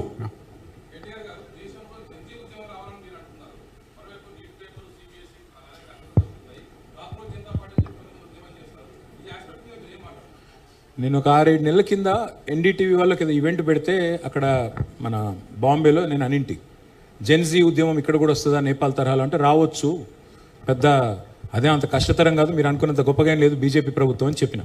చెప్తే అక్కడ ఉన్న వాళ్ళంతా నవ్వినరు, రకరకాలుగా హెకిల్ చేసిండ్రు. కానీ వాళ్ళు చూడండి ఏమవుతుంది, కాక్రోచ్ జనతా పార్టీ అని పెట్టి ఒక మాట సిజేఐ గారు ఏదో అంటే ఆ మాట మీదకి వెళ్ళి ఒక పార్టీ పెడితే, సరే ఆన్లైనే కావచ్చు, అది ఆఫ్లైన్ లేకపోవచ్చు, కానీ దానికి ఇప్పుడు 14 మిలియన్ ఫాలోవర్లు. భారతీయ జనతా పార్టీ కంటే ఎక్కువ ఫాలోయింగ్ ఉంది ఇప్పుడు దానికి సోషల్ మీడియాలో. కాబట్టి పిల్లల్లో ఉన్న నిరాశ, మీరు బాగా ఫాలో అవుతున్నారా, 22 మిలియన్ అట. సో నేనేమంటున్నానంటే పిల్లల్లో ముఖ్యంగా యంగ్స్టర్స్లో ఒక నిరాశ, ఒక నిస్పృహ ఉంది, అందులో అనుమానం అక్కర్లేదు. ప్రభుత్వాల మీద విసుగు ఉంది, ప్రభుత్వాల మీద కోపం ఉంది. దాన్ని ఎవరు ఛానలైజ్ చేసుకుంటే వాళ్ళు నెగ్గుతారు. అది కాక్రోచ్ జనతా పార్టీయా, భారతీయ జనతా పార్టీయా, భారత రాష్ట్ర సమిత, భవిష్యత్తు చెప్తుంది, అంతకంటే ఏం చెప్పాలి?